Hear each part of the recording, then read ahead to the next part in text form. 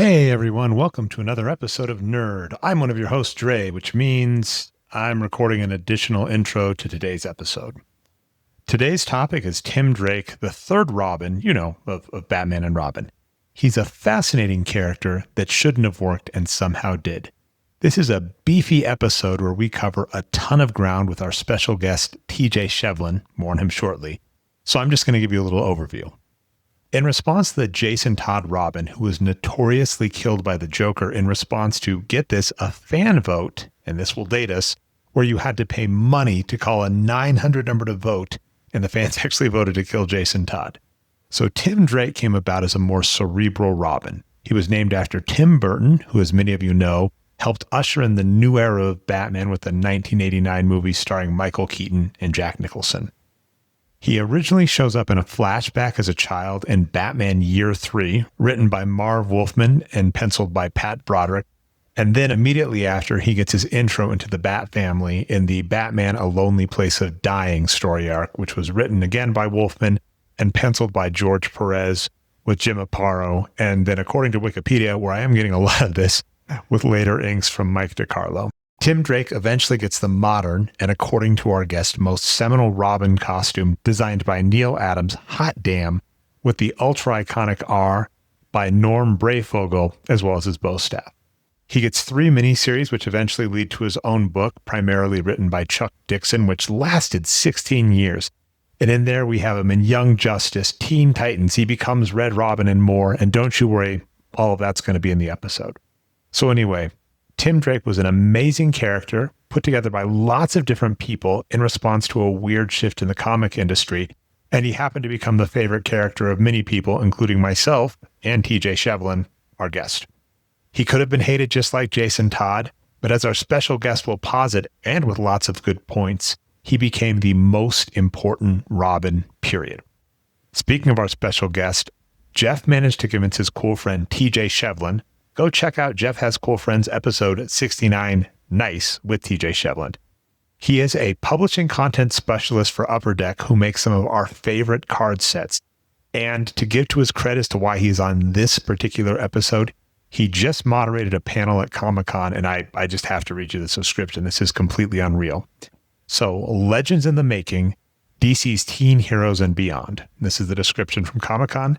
Explore the legacy and evolution of the beloved sidekicks and teen heroes of the DC universe with an expert panel featuring Mark Waid, writer of World's Finest Teen Titans. He also created Impulse. They should have included that. They didn't. I'm adding that. Phil Jimenez, also one of Jeff's school friends, who is the artist of JLA Titans, according to this description. Todd Knock, artist Young Justice. Joe Illidge, editor of Batgirl. Tim Sheridan, writer of Teen Titans Academy. And Barbara Kessel, editor of New Titans, moderated by TJ Shevlin, publishing content specialist, Upper Deck. Just to be clear, by the way, one of TJ's other favorite characters is Nightwing, just in case there are any Dick Grayson fans out there that got mad at the last comment, which don't worry, TJ will explain beautifully in this episode. Anyway, part of why I did this intro is because I tried to start our normal episode with just like a fun quiz that I thought would be really quick, and it actually turns into an amazing discussion on a lot of the Robin history. So I'm going to drop you into that, and then you can hear Jeff start the show correctly in a few minutes. And if you want to see if you can get the quiz before TJ and Jeff both do, can you name all of the Robins? Time starts now. Can you name all the Robins? I can name most of the Robins. Wait. In order and out of continuity, in continuity, or just in continuity? You can do pick any ordering you like. You can do like appearance, like by year, or continuity, but let's see what you got. Out of continuity, Bruce Wayne, Dick Grayson, Jason Todd, Carrie Kelly, Tim Drake, Stephanie Brown, Damian Wayne.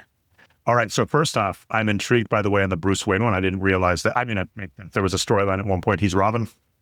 There's an old 1950s detective comic story where Bruce reveals to Dick that there was a Batman and Robin before them, and it was Thomas Wayne and Bruce Wayne as Robin. Oh, wait, so that the Thomas Wayne being Batman and like Flashpoint or whatever of the alter, that had happened. Oh, that's cool. So that's a callback to that. But then there's this Thomas Wayne being Batman is also great because you've got Untold Legend of Batman by Len Wein, Jose Luis Garcia Lopez, and John Byrne, where you get... What a crew! Right? Amazing. And it's Thomas Wayne in the Masquerade Ball bat costume, which also ends up being used, I think, in Whatever Happened to the Cape Crusader by Andy Kubert and He Who Shall Not Be Named. And yeah, so all that gets thrown around too. So, but That's yes, cool. in continuity, you want to take that one, Jeff? In continuity, so we're not doing the standard continuity. So we're not talking Carrie Kelly. Yes, we are talking. But like your standards. Yes, You start post-crisis with- nipple you have- alternate reality. You have a Dick, you have a Jason, Mm-hmm. right? You then have a Tim, Mm-hmm. you have a Stephanie. Yep. You have an A, who lasted like 2 months in continuity. You have Damien. Yep.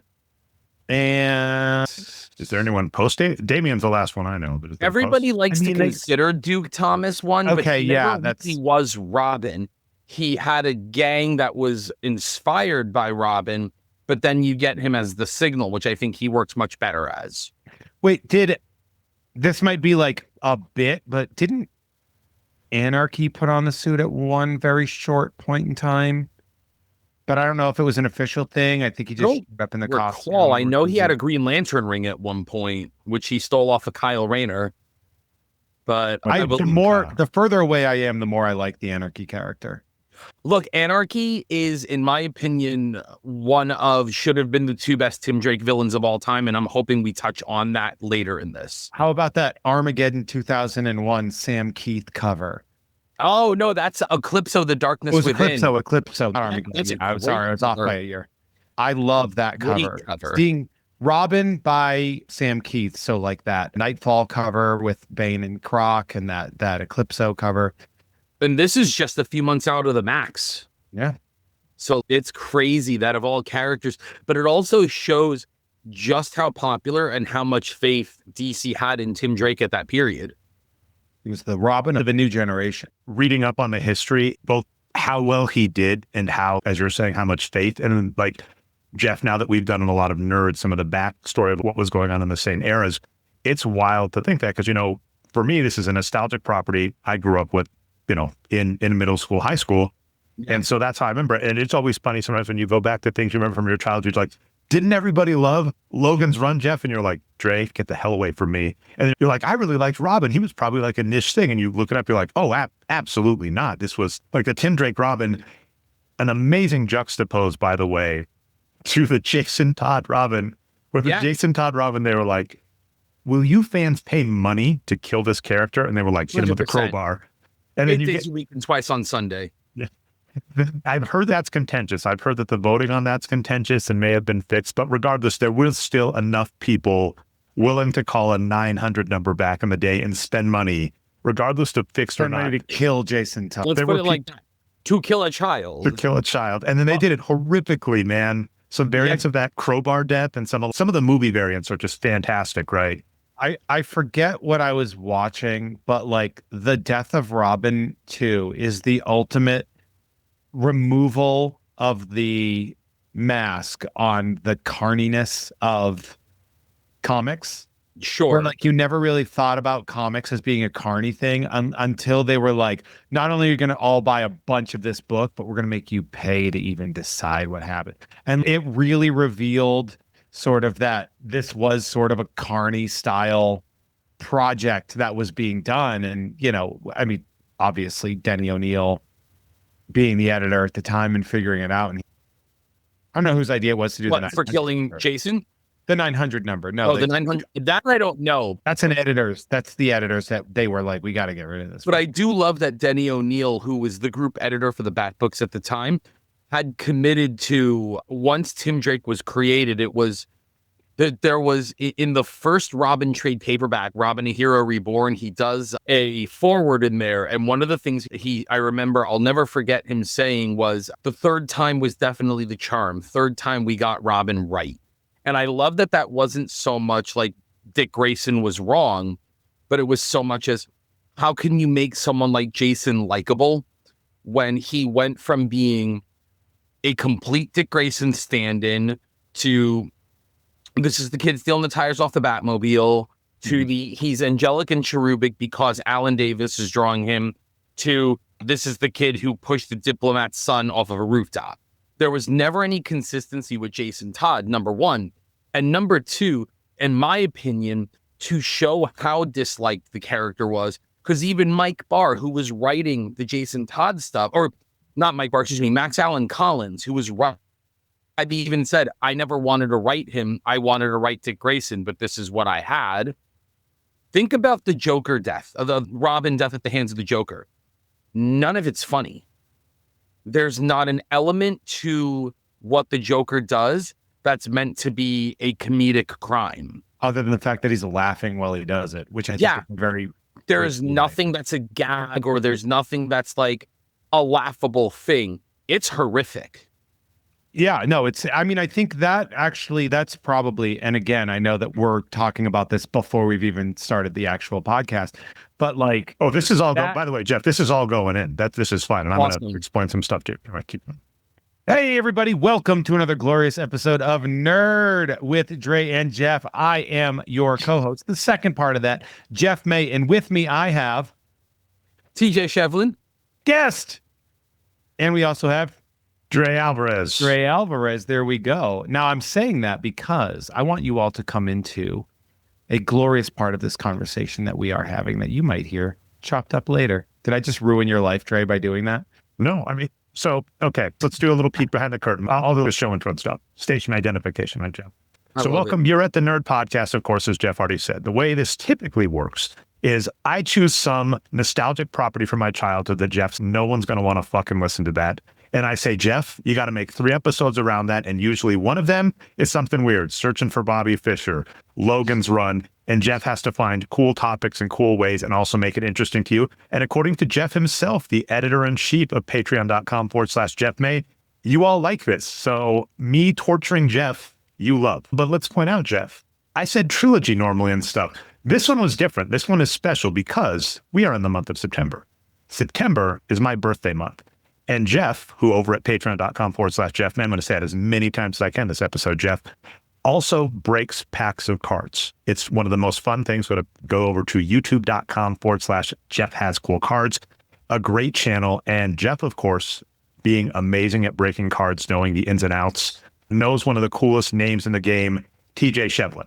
So this episode was not a Dre pulls a weird topic from his hat and we make a trilogy around it. Jeff said, for your birthday, one of your favorite characters is Tim Drake Robin. He is on the Mount Rushmore. I think I get to push there it is. Off. TJ is holding up the it's a Funko Pop. Love it.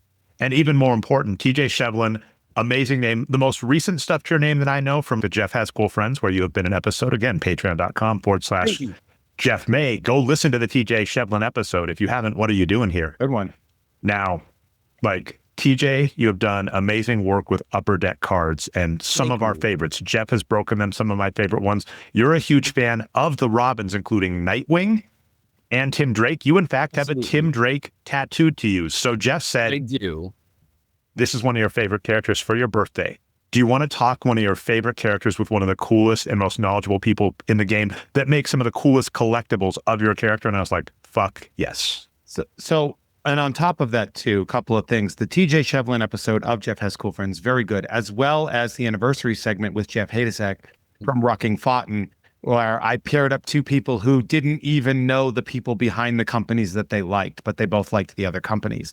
And I was like, that's such a cool combination to have. Now, on top of that, in July, I went to San Diego for Comic Book Convention International, and there was a Teen Sidekicks of DC panel hosted and thrown together by this guy named TJ Shevlin.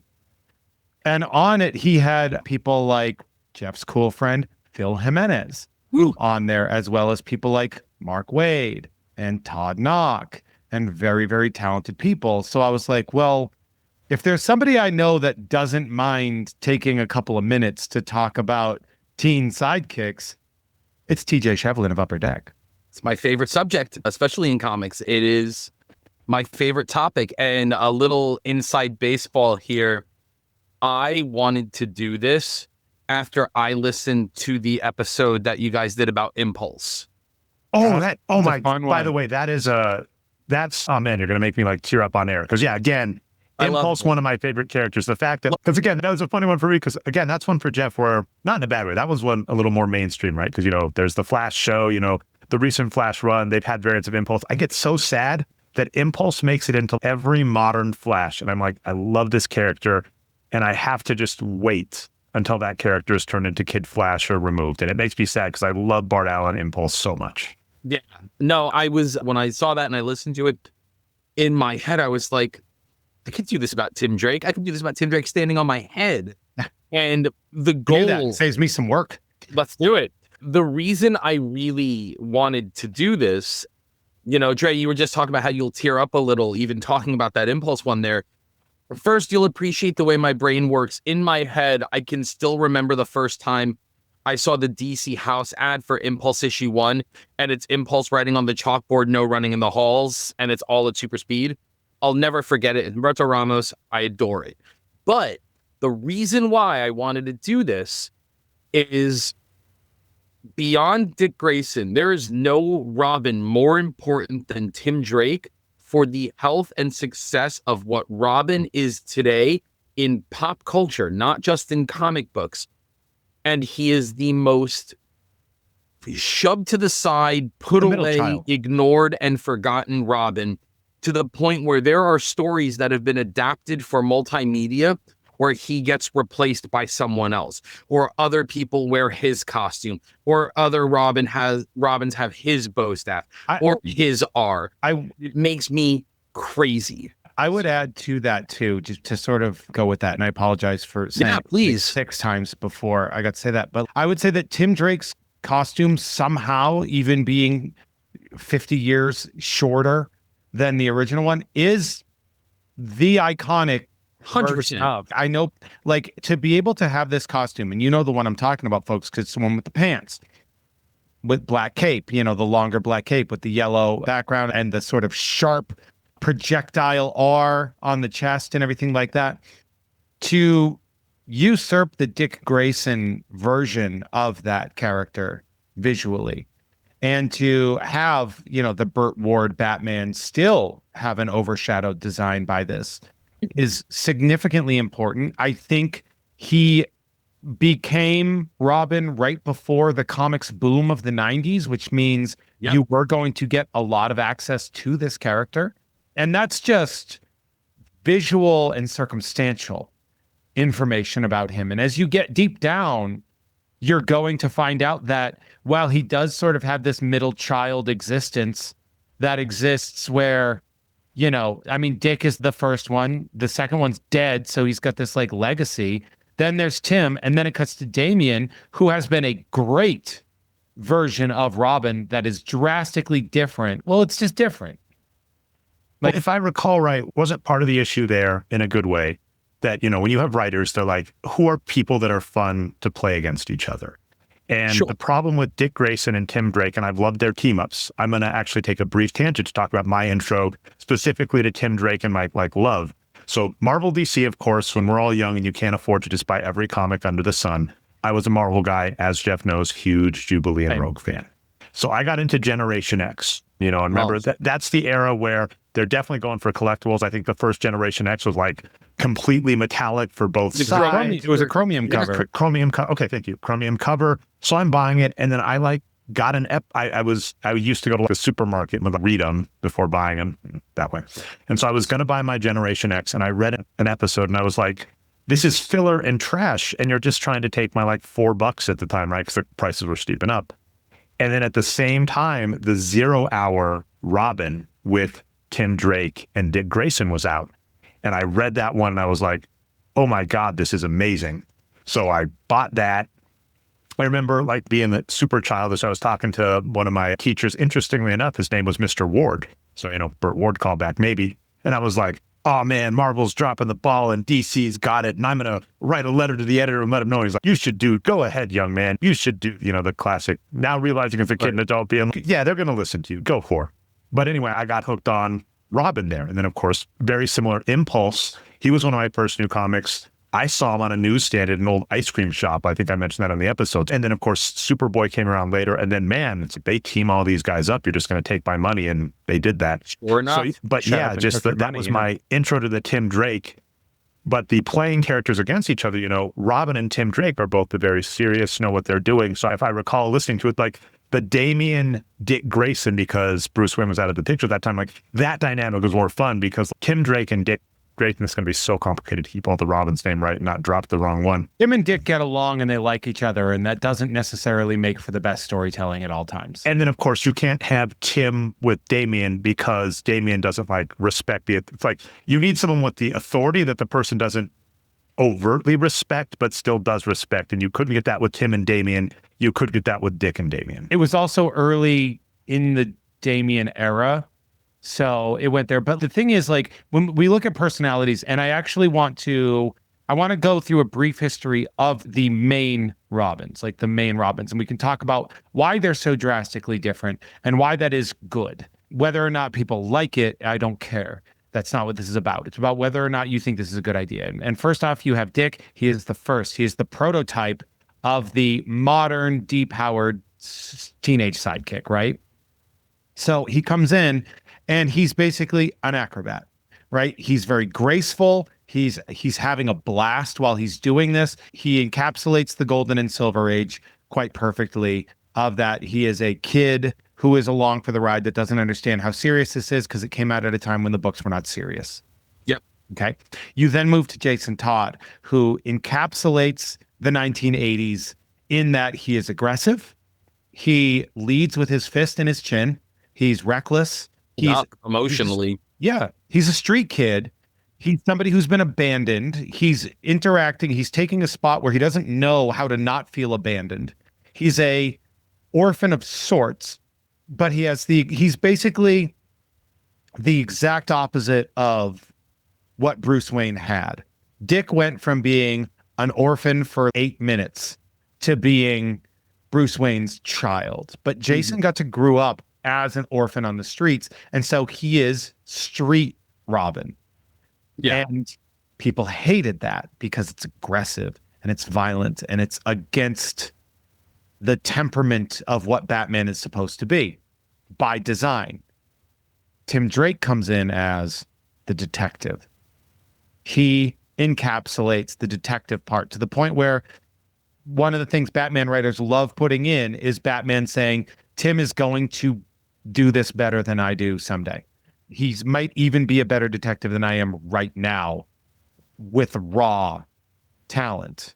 Like, he doesn't have the skills that I've developed, and yet he's still this good. And I mean, I think we might, depending on how much we get into the origin stories and stuff, might get to this. But I think another important part of the Tim Drake Robin was like the empathy, because as we'll explain in a bit, I'm sure, or right here, the way the Tim Drake story is, Batman is being super reckless after losing Jason Todd. Like, he just can't handle the death of the Robin, which, as we explained in our quiz, man, that was aggressive for the readers. So that's going to be extra aggressive for Batman.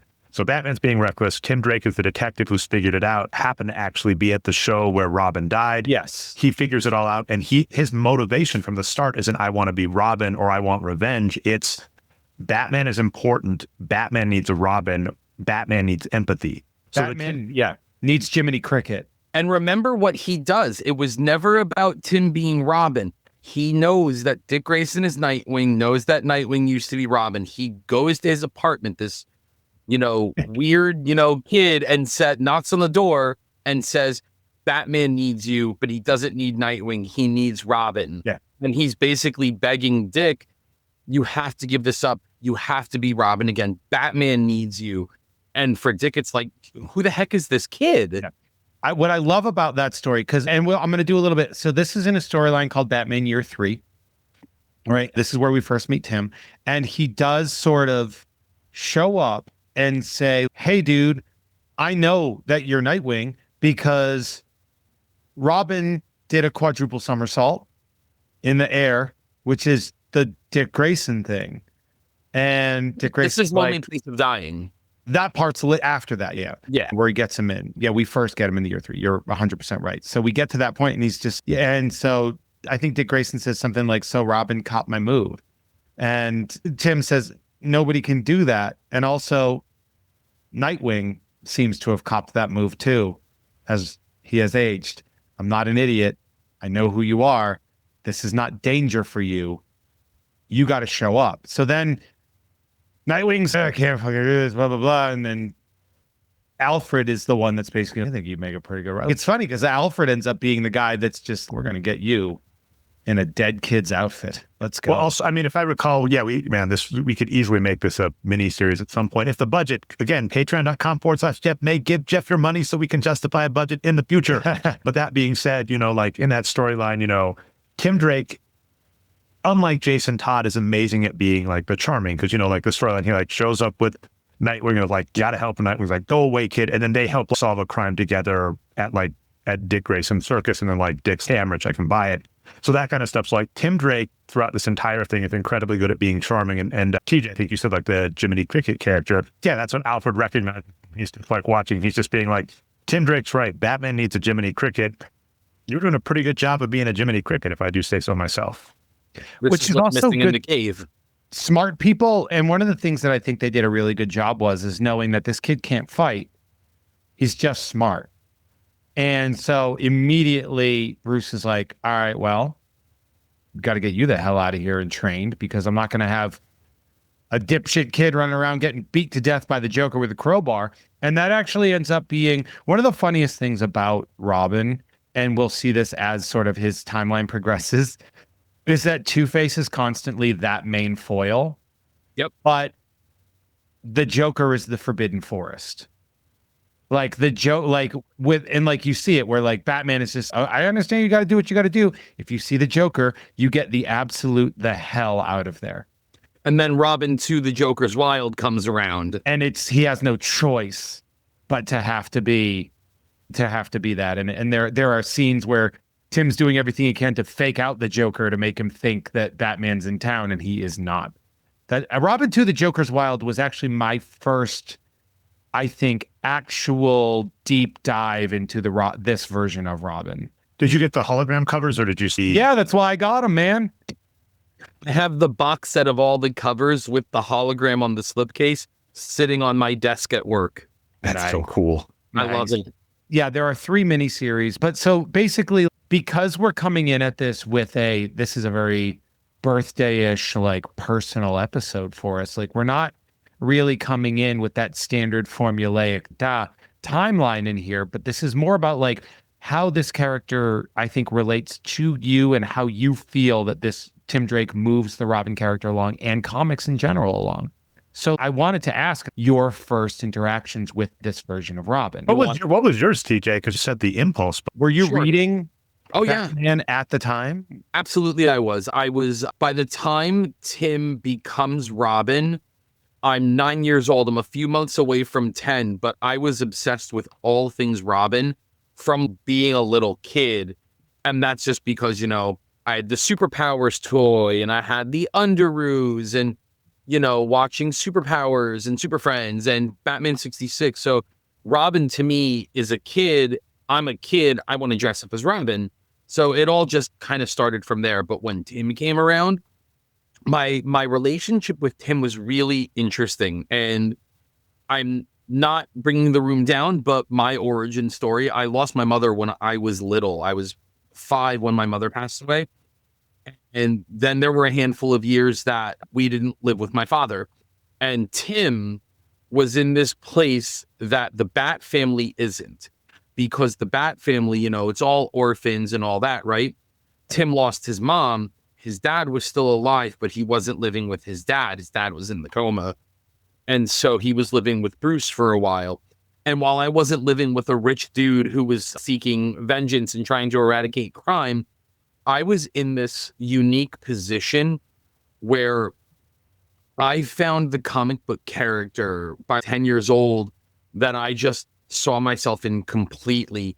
And this is where, not to go on a tangent, when all of us say representation and seeing yourself in the comics and the fiction that you consume is so important, mine is just a tiny little one. It's why it's so much bigger now.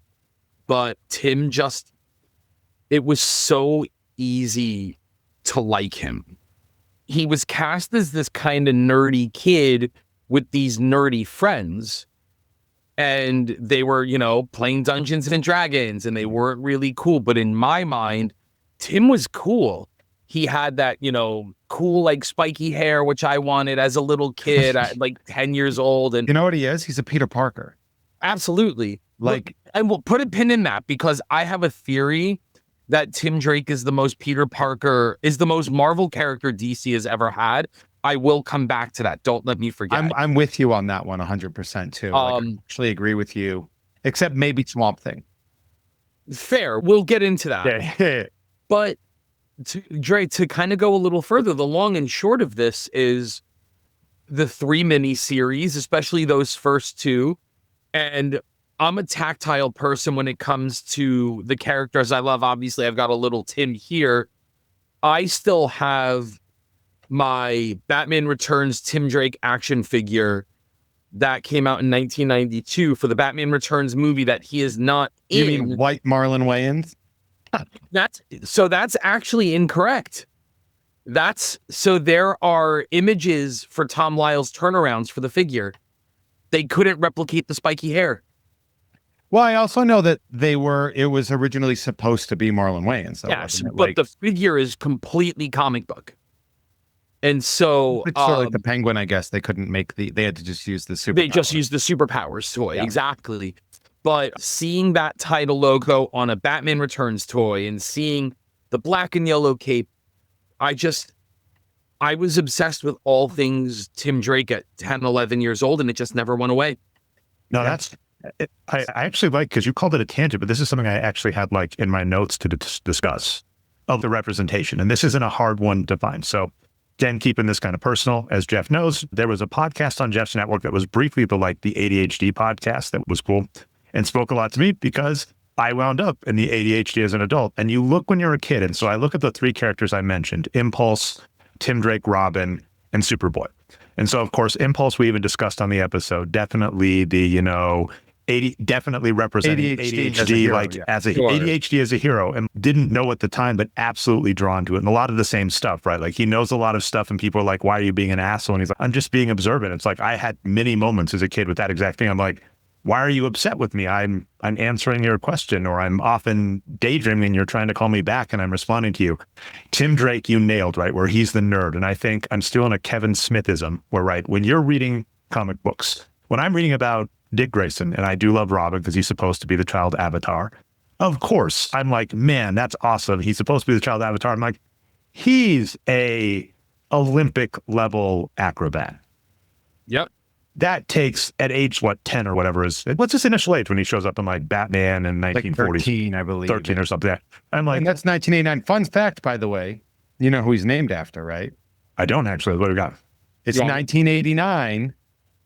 Oh, Tim Drake. Oh, Tim Burton. Oh, I thought you were asking Dick Grayson. I was like, I don't know. Some guy from the 40s. Yeah, Tim Drake is named after Tim Burton. I did know that because, again, it's this weird thing where he's almost a Poochie character inserted at the height of popularity, right? We need a Robin.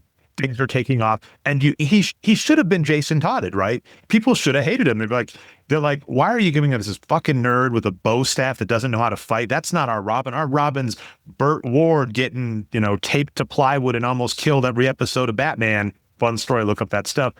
And he worked, which is absolutely amazing. But the fact that he was a nerd, the Kevin Smithism I'm stealing is, you can't believe you could be Superman, but you could, in theory, believe you could be Batman. So I love that you said that, because my relationship with Robin, very specifically with Tim and Dre, I love that you put it that way. I didn't mean to interrupt you, but no, go. Keep going. I told you, my situation as a kid and everything that we were going through. Batman, there was a part of Batman that I was coming into him in the comics where he was angry or he was sad all the time.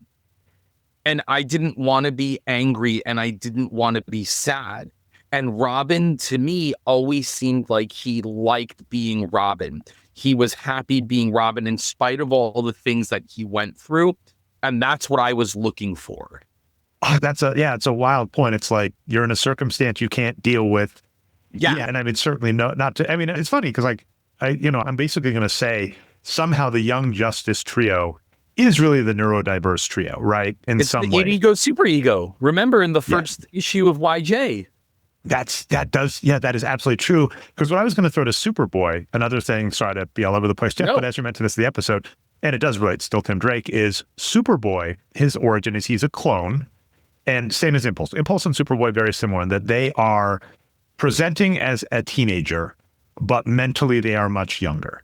Yeah. And a fun fact that I've learned so in my 40s learned this fact is people with ADHD are traditionally, or at least like typically, 30 to 50% below their peers emotionally. But of course, right. But because here's the messed up thing, and I, get to get on my soapbox, Jeff, on like ADHD. ADHD does not mean you don't have attention. That's a misnomer. It means you cannot control your attention. So the rough part about ADHD people is if you're a math nerd, like myself, a computer nerd, you ditch all of your classes and go program in the lab and get really good at computer programming. And people are like, well, he's got attention for computer programming. It's like, yeah, I can't make myself listen to German, but I can spend hours hyper-focused on programming. And then, of course, that gets you into college. And so that exact point, right, where you have two characters in the Young Justice trio that basically are like, we are well advanced of our peers in many respects, but we are emotionally behind. And that puts us in this weird spot. Didn't realize at the time. Oh, sorry, but they're also the two ones that are the most powerful characters in that entire space. Yeah. So they have all that power, which is also something that shouldn't be ignored as well. Yeah, and so as a kid, you get this wish fulfillment of like, they're super powerful, but they don't fit in. I feel like that, right? And so it just, these characters definitely spoke to me. And the Tim Drake being, like I said, hey, this could be me, right? I'm not going to be an Olympic level athlete at age 13, but if a rich millionaire, a billionaire, right? A billionaire came up and was like, I'm going to send you to Japan to get trained by the most important people. And inadvertently, you're going to end up as sidekick to the most deadliest assassin in the world. And with apologies briefly there, I don't buy their fight where he manages to get the drop on her once. That doesn't make sense, but we'll give it to you because you give him the bow. With the whistle blow stuff? The whistle blow stuff. No. Oh, I love that. That makes me very... All right. Anyway. I love that. But yeah, so that's as we were mentioning, Jeff, like our origins into the thing. I think we definitely went there. How much more did you want to go down, like the Robin path or the Tim Drake specifically? Are you asking me how far I want to go? Oh, yeah, because I mean... I'm on the ship. I'm just enjoying... I said, you were kind of going through the history, and we're in that 90s, and TJ and I both gave her, like, our intro. Actually, Jeff, do you want to finish it off? I think you just said Joker's Wild, Joker's, Robin I came across Joker's... Wild. So 1989, I'm 7 and 8 years old, right? And so we're working and building upon that and doing what we can, and that's cool. And I like that. And doing cool things is cool, right? But I got caught up. I loved a hologram. I loved a chromium cover, silver, anything where they told me it was going to be collectible. And guess what? Anything where they tell you something's going to be collectible, spoiler alert, it's not going to be collectible. That's just how this works. And so that's fine, right? It is what it is. I loved the idea of seeing something and being like, oh, this is cool and exciting. And I opened it. And the first thing it does, Robin 2 Joker's Wild, one of the first things you see is Mr. Freeze get friggin' murked. Now, Mr. Freeze was already a character that I had relatively, I think, been familiar with because of Batman the Animated Series. So to see this character get absolutely obliterated was fascinating. He gets murdered by Joker in the first 4 pages, I think. Yeah. And do you remember the reason why? Because he was hanging out at his place. Because he was using the Joker's gang. Yeah. And I don't like that. Go away. My favorite, though, I will say there's a line that the Joker uses that as a kid made me go, oh, man, because I knew Mr. Freeze, but I was still in my comic book education. I knew who Captain Cold was, but not like really. Mm-hmm. And there's a bit where the Joker calls Mr. Freeze a 2-bit Captain Cold. And all I could think to myself as a kid was, oh, okay, so that means Captain Cold is way cooler. Right? And that works. And he straight up just kills. And then goes through, and I was like, all right, I may not fully be understanding what's going on in the Batman, because I had picked up small Batman issues, but it was always pretty, whatever. They were just, you buy them at the pharmacy, one standalone issue or whatever. It was just one of those scenarios where I was like, okay, this is a little bit closer to Marvel than I realized it was going to be. Because I thought DC was, look, in the 80s, unless it was like Alan Moore, Frank Miller, Neil Gaiman, like DC was kind of a joke a little bit at the time. the people were doing the hard work, but it was like cool kids read Marvel and nerds read DC. Spoiler alert, nerds read both. And no cool kids at all were reading any of it. I mean, to briefly stay in the Sonic land, I mean, it's the classic kid thing where you can't afford everything, so you have to lie. Like, you puff up your chest. You're like, the reason I bought Sonic is because it's cooler than Mario. And it's like, I want Mario. My mom said I got No, I one or wasn't the other. interested in DC though. I didn't want chocolate in my peanut butter at the time. And then, I was 7, like when that was really coming in, and like Batman, for most of my information, was that 1966 Batman. And it was like cartoons I watched or coloring books I had, like toys I bought. I still bought the toys and stuff. I just wasn't as invested in the comics. Robin 2 Joker's Wild, when I read that, I was like, all right, this is not at all what I thought this was going to be. And I got really into that.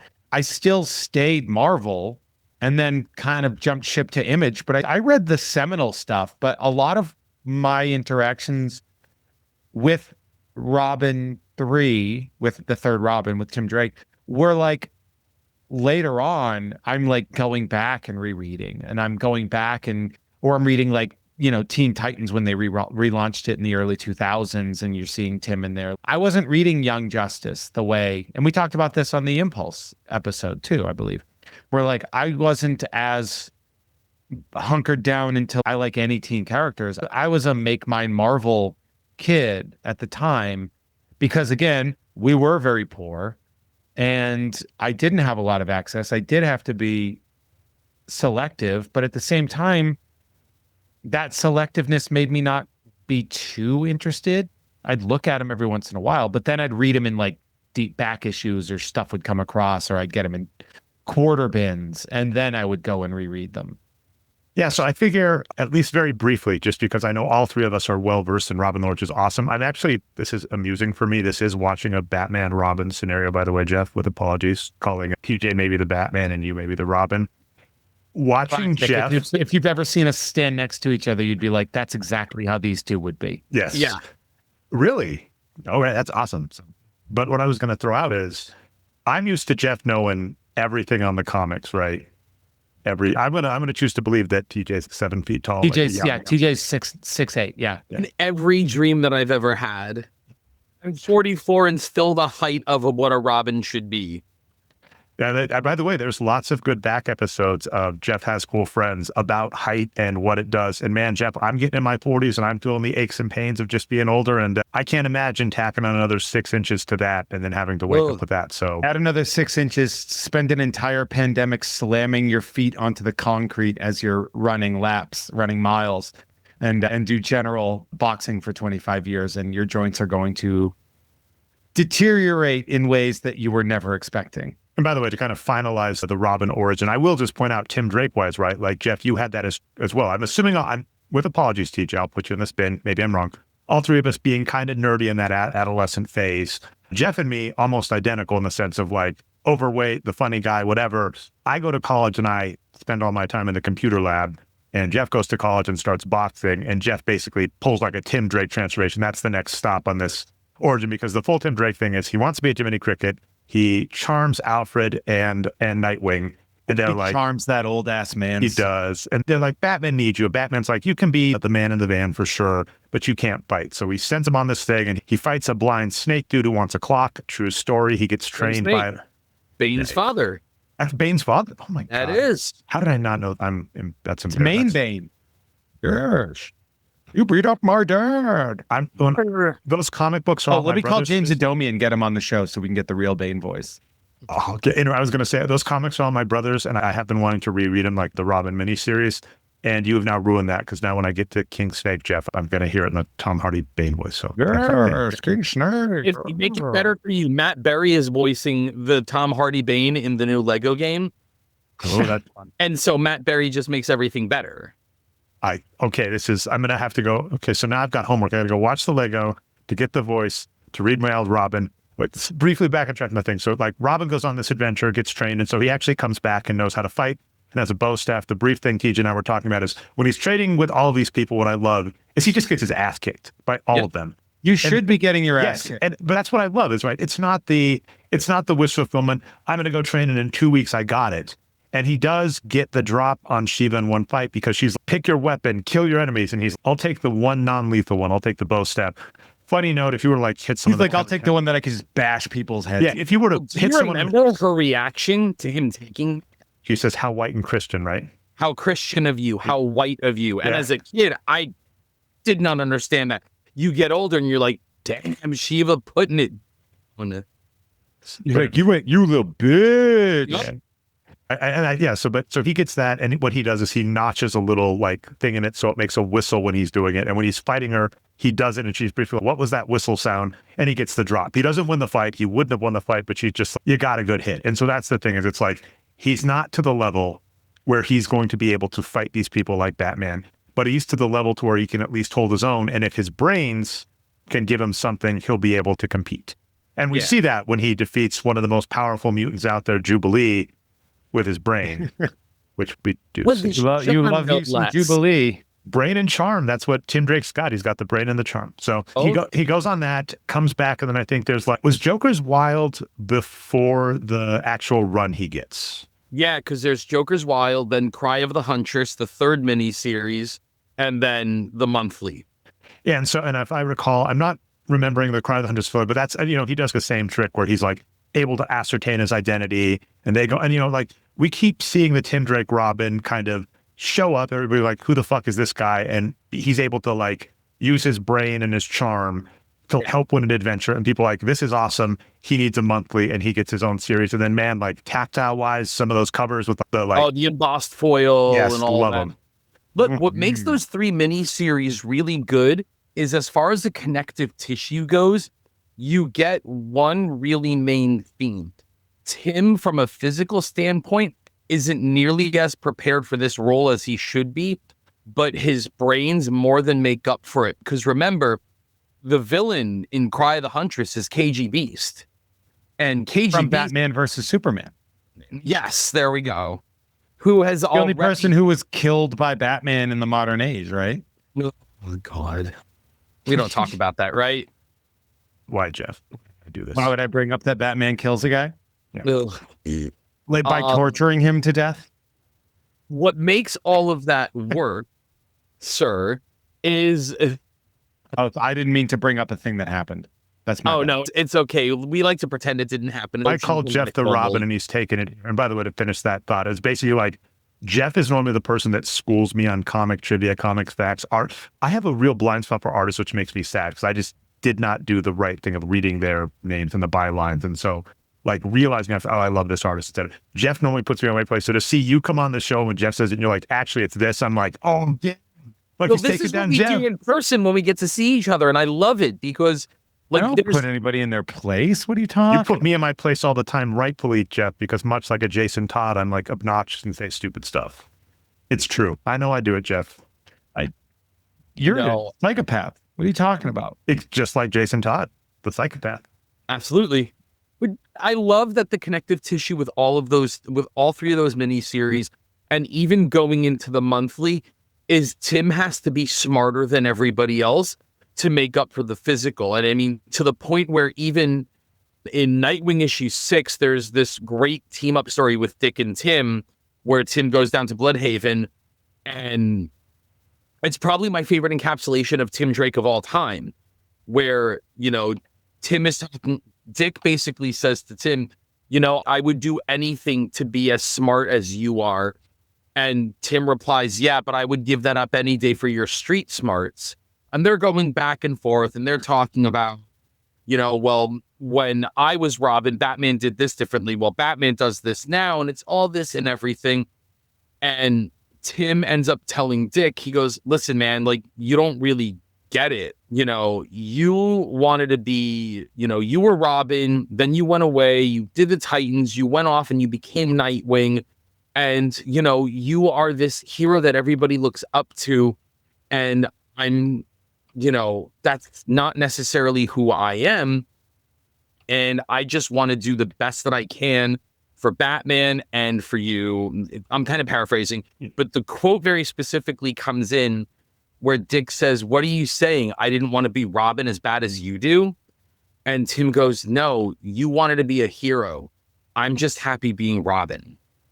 And That's pretty good.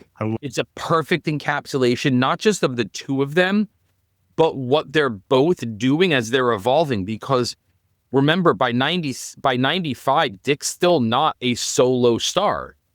He's in the Titans, and that's it. At this point, 1993, Tim is a solo star. 1995, Dick is a solo star. And that's where everything is evolving into the way we know the Bat family and the way they work as a collective and as separate, the way we know it today. Absolutely. Yeah, absolutely. It's sexy.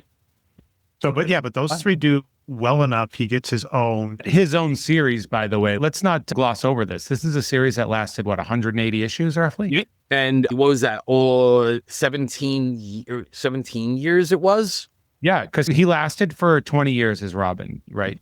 1989 to 2009. Yeah. 20 years is a good run. Jason Todd had 2. Right? stuff like that. I mean, as I'll give examples like, like WCW and wrestling. It is fascinating when you look at culturally impactful things. Yes. And you're like, how long was this? You're like, oh, that's it. We're still doing that. And I mean, and admittedly, the Red Hood follow-up to Jason Todd, you can like briefly talk. It's like, I thought, like, I've loved that. And I mean, I've only tertiarily seen, I haven't seen it as much in the comics, but a lot of the DC nails animated movies so hard. At least when I can't speak Most as of much the to time, recently. I'll say most of the time, but like a couple of years ago when I was able to catch up, like I think there is like the Curse of the Red Hood, or the one where they're fighting Under the Red Hood. Under the Red Hood. Jensen Ackles one, right? That was amazing. Yep. And I just picked that up and I was just like, so yeah, the Jason Todd, it's like, Great movie. it's just, yeah, whoever, you'll both know, so I want to make sure they get props on the air, or if it's an amalgam of a lot of people. The way to take Jason Todd and be like, this was bad, this was wrong, this was terrible, can we fix it? Judd Winnick. That's it? Judd Winnick is the guy that brought. So what's funny is Marvel and DC had these very interesting parallels happening around the same time, where there was this rule of people never stay dead except for Bucky, Gwen Stacy, and Jason Todd, right? That's like those were like the rules. Not anymore. Well, Bucky and Jason Todd got brought back by incredible writers. And that's the thing too. Judd Winnick arguably has removed himself from mainstream comics and made himself one of the most successful writers to come out of mainstream comics. And that's by leaving them and creating Hilo and making a fortune at Scholastic book fairs. Leaving them at the top of his game too. But he brought back that sort of Under the Red Hood storyline, and bringing back Jason Todd and using the Red Hood characterization, and the symmetry of the Red Hood being, the Joker's original, sort of idea. Like, this might be an unpopular opinion, and I don't know how anyone's going to react when they listen to this, but I will say this because this is a Tim Drake themed episode. No disrespect to anybody at all who has worked on Jason, because I'm a firm believer that, I'm not out to yuck anybody's yum. No one has done anything for me of significant value with Jason past Under the Hood. I can't speak to, I can't speak up, because I'm saying like what I did is I saw the Under the Red Hood and know that with any of the animated stuff, and I know you said pinning it, and I do want to get back to what you were saying about some of the stuff where like Tim Drake gets erased in like remakes. So like Under the Red Hood, I was well aware was like a remake of a bunch of stories and comics. And I think at the time I like read up on some of the back. So I haven't seen past that, but I'm just saying as a character arc and what to do. That means since they brought him back to now, he's maybe he's a bad guy, maybe he's a good guy. Well, he's running around with guns wearing a bat symbol. He's Punisher Light. Nobody really knows what to do with him other than to make him angry all the time and have Batman turn a blind eye to him still killing. I think if we want to talk about the representation of mental health, I think Jason Todd is a wonderful example of a bipolar character. Then do something with it. I think they have, but you got to look at it. I think you have to look at it at a longer term. The reason that he is such a variable is because this is a person who is carrying around rage that nobody else in the Bat family can understand. And you would immediately be like, well, that's silly because Batman has this rage and stuff like that. Well, Batman is a circumstance of the failures of a society, right? Whereas Jason Todd is the failures of Batman. Sure. And that's so hard. So there's an apology run, but also a forgive, but can you ever truly forget that you died because you didn't get the proper training, you didn't get the proper temperament. And then you see Tim Drake come in and doing it softer but better, and doing the things like Jason Todd's not as smart as Tim Drake, but also nobody's hitting harder than him. Nobody's making decisions that are going to have more permanent results than him. And so he sees that empathy that Tim Drake has as, in a way, a weakness. I think that's why him and Damien seem to match relatively well, because they both understand sometimes you gotta kill a guy. So I see that, and I'm going to raise you this here. This is where it's so easy to tell the short-term story you want to tell, but not figure out what's necessary for the long term with these characters to grow. And a lot of that does have to do with the who's writing. Absolutely. Like, Absolutely. It's very rare that you get a Scott Snyder and a Tom King that are going to show up and write you 60 issues of a book anymore. So, Dre, you had brought up, and this is on topic to this here, you brought up Young Justice. So, in JLA World Without Grown-Ups, the 2-issue miniseries that kind of sets up the stage for YJ, there's that moment when Robin, Superboy, and Impulse are in the Batcave, right? And Impulse is just zipping around. Watch Giant Dinosaur. Wow, look at the big penny. He's just being Impulse, right? And then he stops at Jason's memorial case with his hands, his fingerprints all over it, breathing on it. And he's, hey, why is your old costume up here in mothballs? And Tim turns with the speed of the deceased Barry Allen and just screams at him, get away from there. Impulse zips back and just is quiet. And nobody ever talks about how Jason is the North Star for Tim. Tim wants to be like Dick as far as skilled, but Tim knows that everything he's doing is because Jason died for this. And nobody ever talks about that, not in respect to Tim, but in respect to Jason. Whenever anybody talks about Tim and Jason, it's the Teen Titans issue, the beatdown in the Titans memorial, where Jason flips out and there was no memorial for me. I was a Teen Titan, has on adult Robin costume and basically beats the crap out of Tim. Nobody has ever had a moment where Tim says, you don't understand, everything that you died for is everything that I made sure to live for. And that's because stories like that aren't sexy. Stories like that don't create memes or get people talking about how badass Jason is. It's never about what can you do with characters that allow them to grow long term. That's my problem with Jason. And also, I don't like Jason as a character. I am. Why? Look, I'm a firm believer Jason should still be dead, and you can add me on that one. But here's what I do think would have been really interesting for Jason. So I love what they've done. I love what they're doing with Tim as far as Tim is Batman's Robin again. You had Chip Zdarsky kind of establish that, and it's clear that Matt Fraction is going to establish that as well. Nobody really seemed to know what to do with Tim, so they decided, let's have Tim come out of the closet and become bisexual. No, that's what you want to do, great. I think Jason would have been far more interesting if that was his story. Sure, and then you'll get the keyboard warriors complaining, how come it's the violent guy? Why it's violent? Why not the guy who's violent? I agree. I don't disagree. I'm just talking about dumb assholes on the internet. Well, yeah, dumb assholes are going to be dumb assholes, but why? I thought that was an interesting direction to go, primarily because they did it to the two major sidekick characters at roughly the same time. Sure. And I thought that lessened the impact of having these reveals happen, because yes, sometimes things do seem like, even if they're inclusive, they're gimmicky. And to make Superboy and Robin both come out within a 7-month period of each other, I think it felt like capitalism-based tokenism. And I didn't love I don't care in a negative way that they would make Robin into as well. I mean, why would I care about that? That's, first off, they're fictional. They're fictional characters. I'm also not a bigot. I don't care.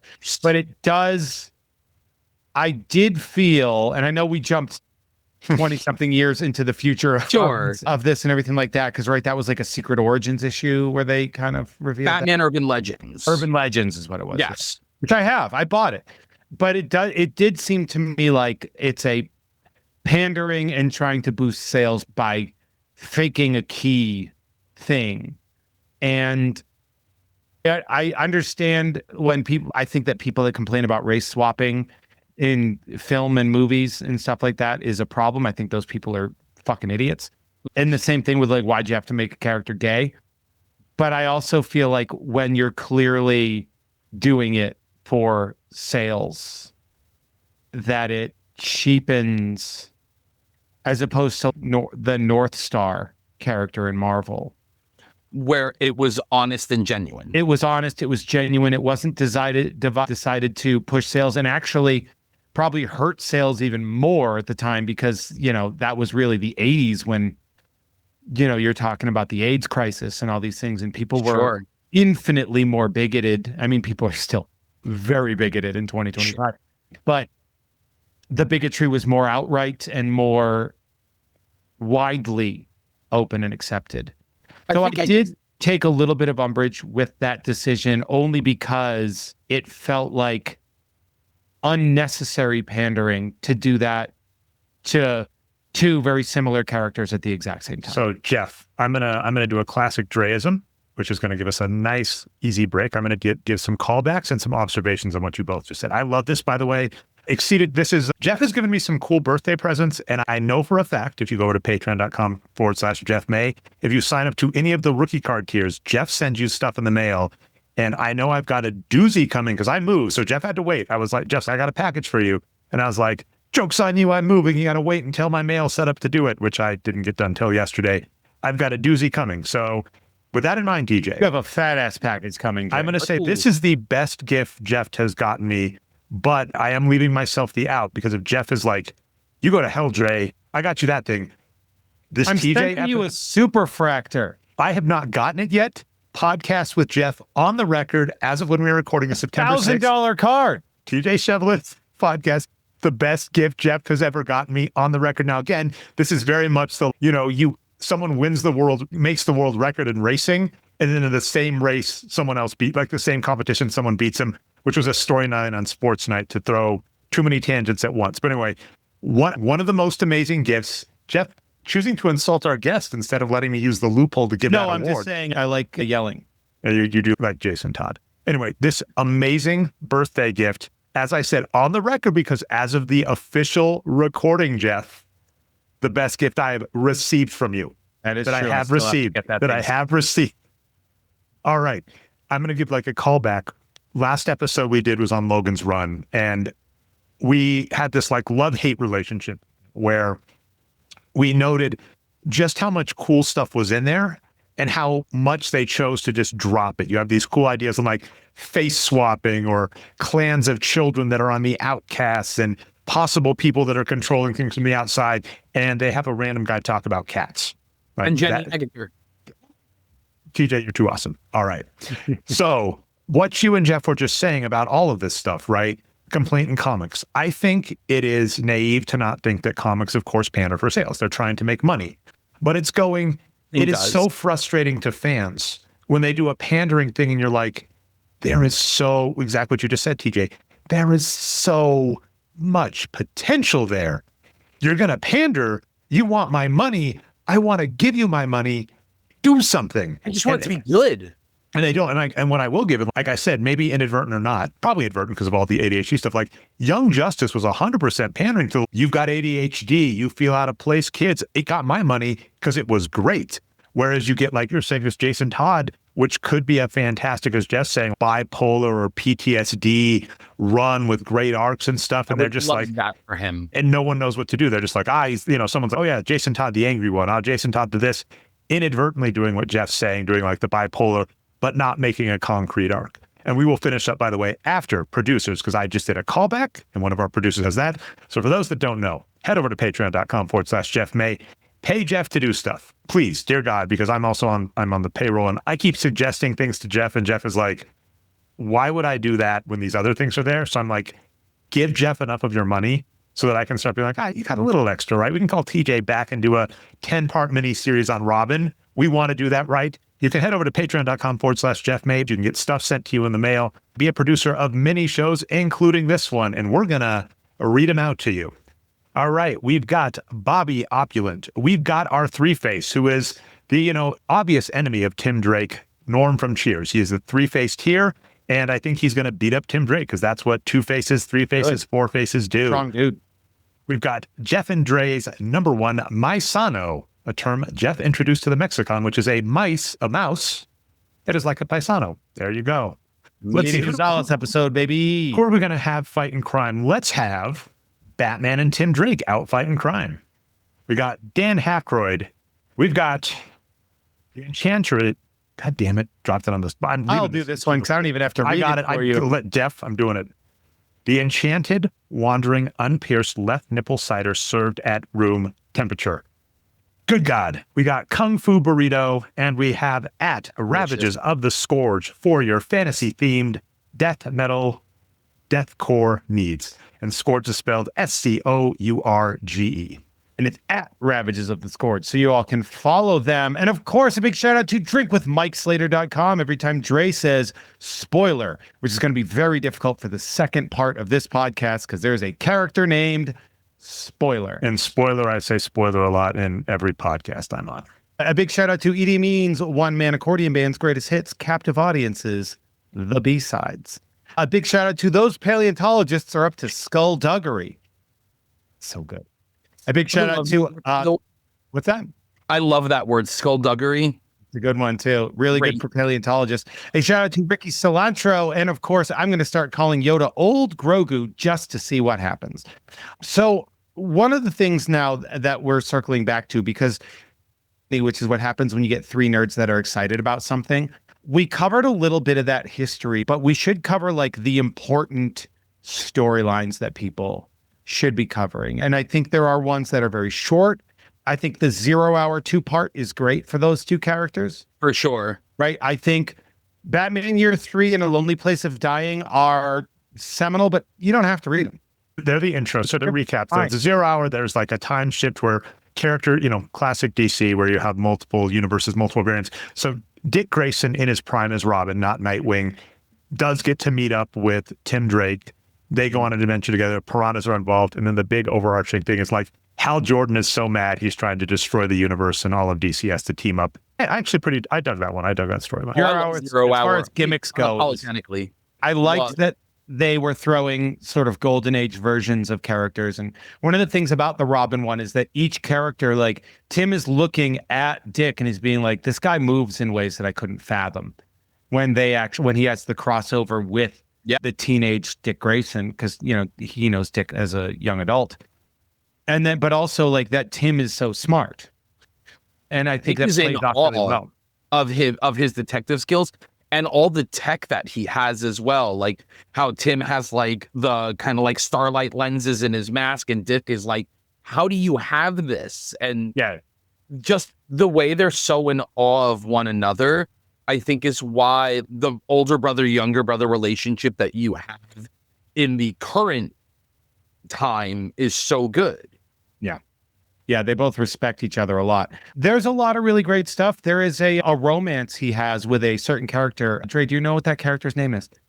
Character is Stephanie Brown. Stephanie Brown. Her dad like the Clue Master or something.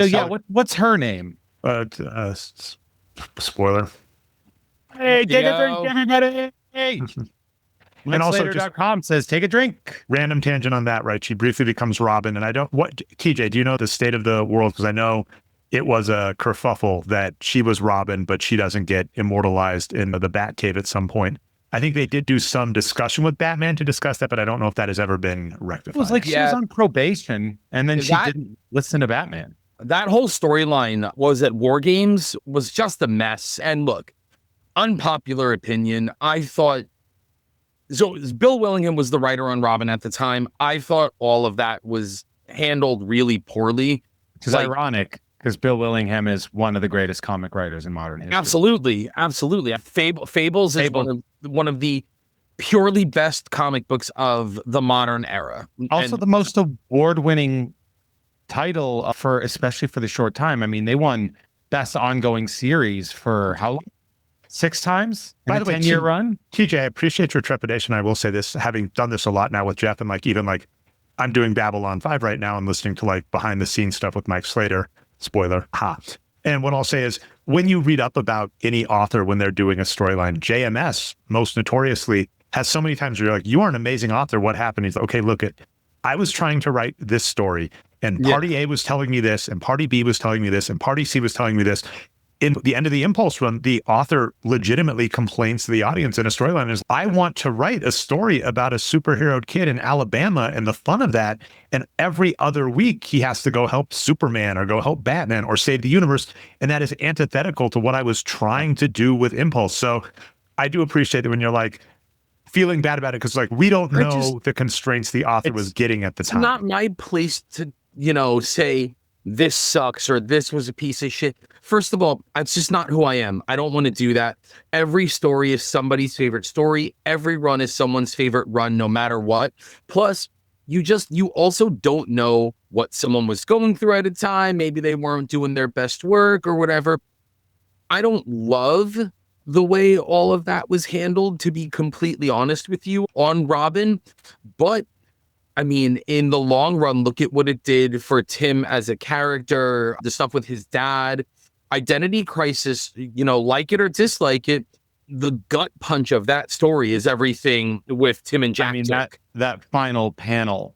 So so for the listeners, what's the overview of the Identity Crisis? Oh boy, do you want to do this one, TJ, or you want me to do it? I'll take it real fast, long and short. It's a story that's an analog to the whole cops and their family members and, you know, putting on the badge every day. It's a superhero thing.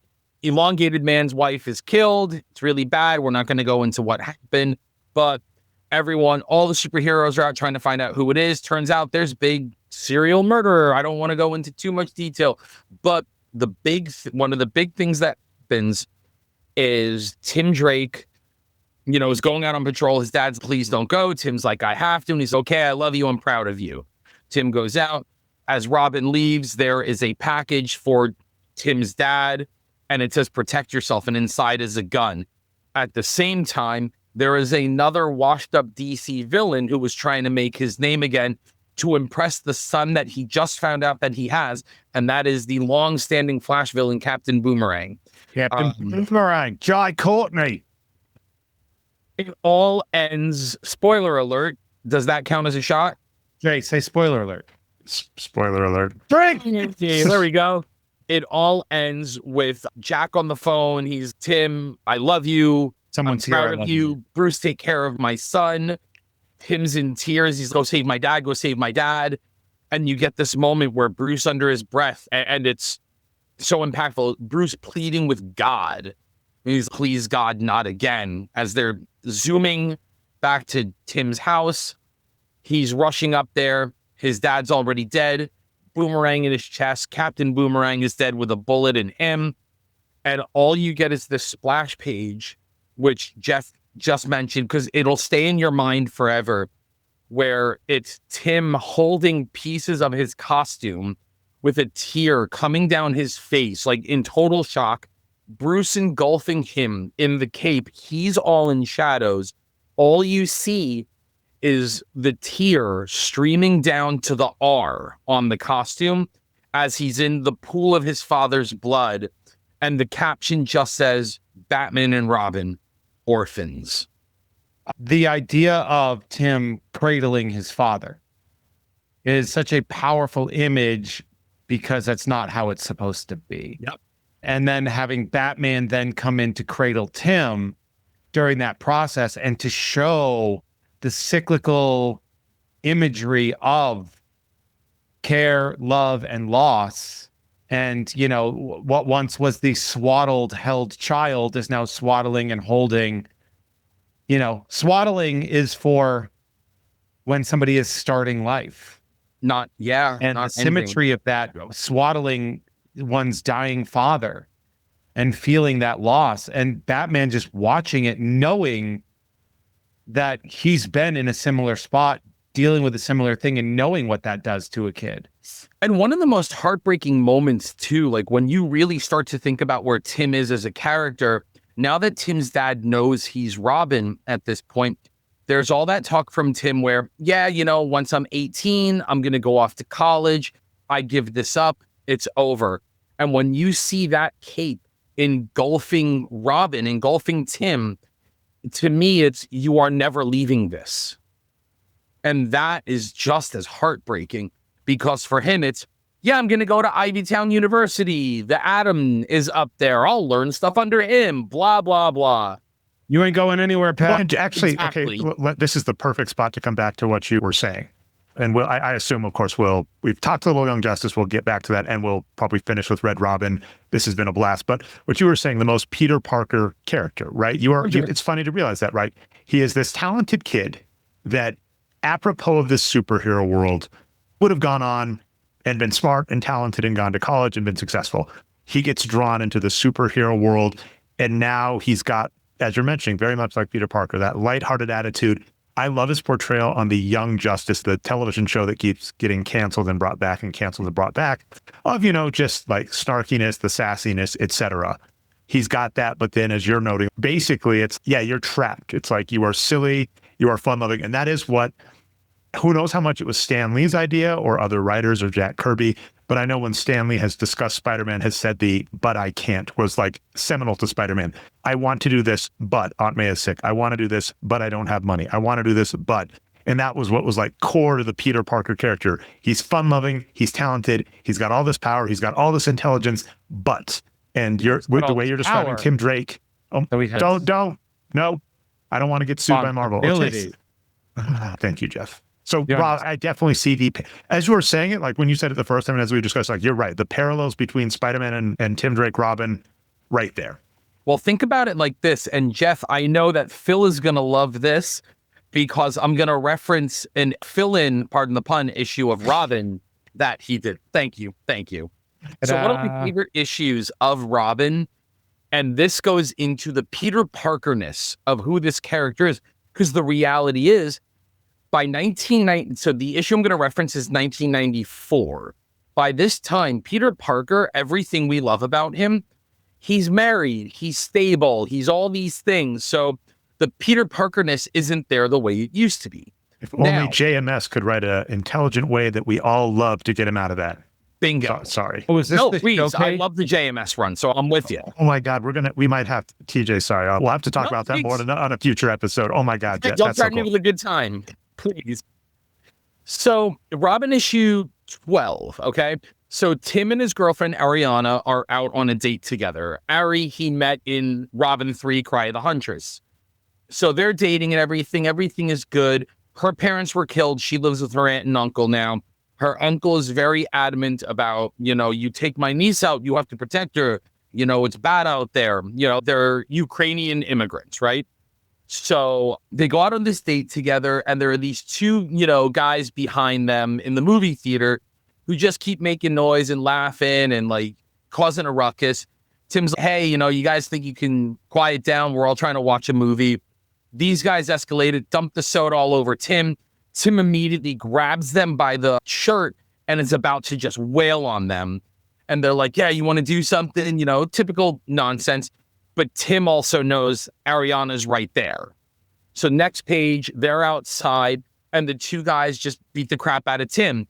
And Tim has to take it in front of his girlfriend so that she doesn't know that he could beat the both of them blindfolded with his hands tied behind his back because they're just a couple of dudes and he's Robin. Her uncle flips out. You're supposed to protect my niece. You're supposed to take care of her. Why couldn't you do that? And then cuts to Tim and Dick. Dick is Batman at this point for the first time. Tim's got this big old black eye that's showing under his mask. And Tim's, yeah, that's kind of the hard part about all this. And Tim's, yeah, that's the hard part for me, not for you guys. You don't understand. And Dick's, what do you mean I don't understand? Because I have a secret identity too. And he's like, yeah, who you hiding it from? My secret identity doesn't just protect me. Keeping this secret identity protects you and Bruce. And I'm the only one who actually has to work at it because my life is surrounded by normal people, not by superheroes. So they go out on patrol. Tim's hoping, beating up some people will help him out. It really doesn't. He's still in this place. By the end of the issue, Tim tracks down these two guys that were, that beat him up and all that. He finds them back by the movie theater in the alley. And they're like, oh, yeah, you want some more? And Tim's, yeah, like little training, and does the Robin shtick on them, beats the crap out of them and leaves them there. He walks away and he's, it was a little petty, but felt kind of good to get a little something back for his confidence, right? And it's that moment. Robin got his groove back. Yeah. But all of that there is Peter constantly having to look lame in front of whoever his love interest is, because Peter can't do things that Spider-Man did. He has to look like he's ineffectual to the people who count on him, because Spider-Man can't do what Peter can do. And then he talks to someone who says, yeah, I really know what you're going through, but you really don't know what I'm going through. And everything that I do impacts you, but everything you do doesn't impact me. And it's so brilliantly put together, because it's so perfectly that not even just the early Silver Age stuff, but I mean really like the John Romita Sr. Spidey stuff is what all of this feels like there. And arguably, or inarguably, really, the only other character at that time who feels like a Silver Age Marvel character is Kyle Rayner. But the difference is he's got a Green Lantern ring. He's also a demigod, yeah. Yeah. Tim, I'm a 15-year-old kid trying to, be in my first relationship and trying to do school. I'm lying to my dad. My teachers think that I'm ditching class or I'm not, paying attention. Well, it also gets awkward, right? They have lines correctly. He's human. So there is a storyline where they're like, you're living with Bruce Wayne. Is he abusing you? Yes, yeah. On Robin 3 right there. And all of this comes down to the question of, you want to be Robin. How badly do you still want to be Robin? Because how badly do you want to deal with what Robin actually has? Yeah. And then you throw spoiler into this, and that's his Felicia Hardy. That's his Black Cat. Felicia doesn't care about Peter's secret identity. Spoiler, Stephanie wants to know it. Tim won't give it up, and it's fine. The mask makes it more fun anyway. I want to go out on patrol with you because I think you're cute, and I got the hots for you. Tim's trying to be with his girlfriend. He's also starting to feel feelings for Stephanie. So now he's in the middle of all this here. It's also perfectly classic Silver Age Spider-Man. And it all comes together perfectly until it stops coming together perfectly. The relationship, look, so there's an elephant in the room here that some of the greatest works of Robin were written by Chuck Dixon. Yeah. A great writer. Not what I would classify as a particularly great person. He's a MAGA, right-wing, super conservative, and you see that peek out in 90s ways. Yeah. Storylines, for example, the dissolution of his relationship is rooted in something that probably didn't belong in comics. It was rooted in sexual assault. And I will say this, not badly done, but misplaced, doesn't belong in this. It shouldn't have been in the teen superhero book. Yeah. And now here's where it gets crazier, because literally everything you just said there, to his credit of what did belong in the teen book, was the first comic that was addressing gun violence in schools. And it was Robin 25 and 26, where you got Robin, Spoiler, and Connor Hawk Green Arrow, one of the kind of main foil to Tim, like the big jock kid, ends up getting, Thompson. Yeah, gets killed in a gun shootout in the school. And Tim, of course, can't do anything about it because he's Tim in school, not Robin stopping it. Yeah. And it is wild because this is also the writer who, in my opinion, wrote the most anti-gun Batman. It didn't mean that, like, there are scenes where Batman would say, to Robin or to Dick when he was Robin, this is the weapon of the enemy. We don't use it, but you should learn how to understand how it works so you can respect it when one is up against you. But you never saw Batman, talking about guns and the Second Amendment and all that. He was still very anti-gun. Mhm. And so it is weird to see where all of that is and how those stories still last as far as who that character is. It's a good reminder that a good writer knows how to write the scenario in spite of what they might always constantly feel or For believe. sure. But also sometimes, especially in the 90s, you make bad decisions. Yes. And so there was that. I would say that Identity Crisis is a darker storyline written by Brad Meltzer, who is a best-selling author, and I'm not sure, he might have won a Pulitzer for fiction. Sort of like when Michael Shevlin was writing Justice Society. And you're like, what are you doing here? That's right. Like Brad Meltzer coming in to write Identity Crisis, it was a huge deal. Artwork by Rags Morales, covers by Michael Turner. Like, it was a very big deal at the time. It was definitely 2006. Yeah. Oh my God, bring me back. But and that is, I think, Tim Drake as Robin, that might be sort of the most cataclysmic part of a storyline, in a storyline that was designed to shake up the DC universe and create distrust and pain, which is unfortunate. No, I know we are going to be running out of time. Yeah, I was going to say, do you mind if I, like, the easy top that would be kind of, we've done most of it. We've gotten you through most of Robin, at least. I'm going to run right into the 52 wall, which I do actually hate. This is one thing I want. We got to cover Red Robin. Well, that's what I'm saying. So what we have is, we talked about the 3 miniseries, Robin, Jiminy Cricket. He gets his own arc, his own like super long-standing series. His super long-standing series does coincide with Young Justice, because there's the World Without Parents 2 arc, and they're like, hey, this is great. Let's make it its own run. It's fantastic. We get other characters. No time for this on this show, but that is a fun one. Check out Young Justice as well as the TV show. Well done. Then what kind of happens is, we get the introduction of Damian Wayne, the disappearance of Bruce Wayne, the quote death of Bruce Wayne in Infinite Crisis. Yeah, sure. Yeah, But I mean, Tim's the only person that believed that Bruce wasn't dead. It goes on essentially a global quest. Yeah, and what we get is, we get Dick Grayson replaces Batman. Dick Grayson, correct me if I'm misremembering the motivation, but he does basically say, I need to mentor Damian Wayne. He's got, he's an assassin trained, he's an Al Ghul. He's got all of this anger and rage and badness in him. He needs to be on the right path. You don't need to be I don't need you as my Robin. Damian needs to be the Robin. I need to be like the father figure. Also, they play off each other really well, right? That goes well. So Tim Drake goes off to be Red Robin. There's an amazing #1 variant cover of Red Robin, Jeff, that I was not able to find. The only one was in Britain. J.G. Jones drew it. It's awesome. The Red Robin costume, I just want to take a quick thing, because I think Red Robin is actually a good thing to do with Tim. I like it. The costume, the Batman cowl without the ears, I think is brilliant. I am on the opposite side of both of you with this. Really? I am 100% on the opposite with this.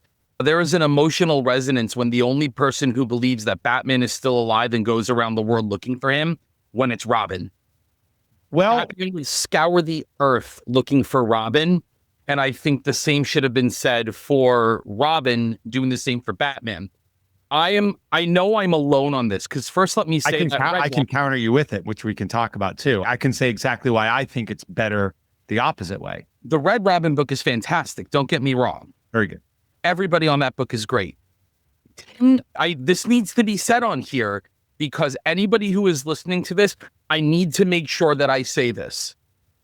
Tim Drake did not become Red Robin. Tim Drake was replaced and forced out as Robin. This was not a graduation. Everybody on all social medias, when they talk about how much they love the Robins, romanticized Tim graduating to Red Robin. That did not happen. He got replaced and forced out and put in a costume that was either an alternate reality Dick Grayson that was his middle finger to Batman, or B, what Jason Todd wore as a failed adult Robin. It's the Kingdom Come design, really. But yes, why did Dick wear that in Kingdom Come? Because it was against... It was a middle finger to Batman when he joined Superman. So, okay. So I want to talk about this from a different perspective. Sure. He was forced to leave the nest because it was time. So I know Watson- it's not a graduation per se and like a big deal, but when you think about it, it's like him making that decision when nobody else in the Bat family believed what he did. Was that statement was, you know what? I'm on my own doing this. I'm no longer half of this team. I need to be the adult version of me that has this belief, that needs to go out on my own and do these things. And I was forced to leave the nest and fly on my own, which is actually a perfect, maybe the best analogy for this worthless bird ass name that this poor character got stuck with, that they keep having to try to figure out why it makes sense that he's called Robin, which I love. I love every time they try to come up with a rational reason why, you know. So, my mom said, my brother said I looked like a robin. No, she didn't say that. Nobody says that. That he kind of, the symmetry of him being like a bird and having to fly out on his own and do the job that the rest of the people didn't believe was either possible or didn't believe was worth doing. I love that he had to find that moniker. Now, the design aspect, I totally understand, but also Kingdom Come is an alternate dimension, so it doesn't have to be that way. It's not Dick Grayson, it is Tim Drake. I love that it's the bat cowl without the ears. I think that's I think it's a great idea to show Jason Warren countdown.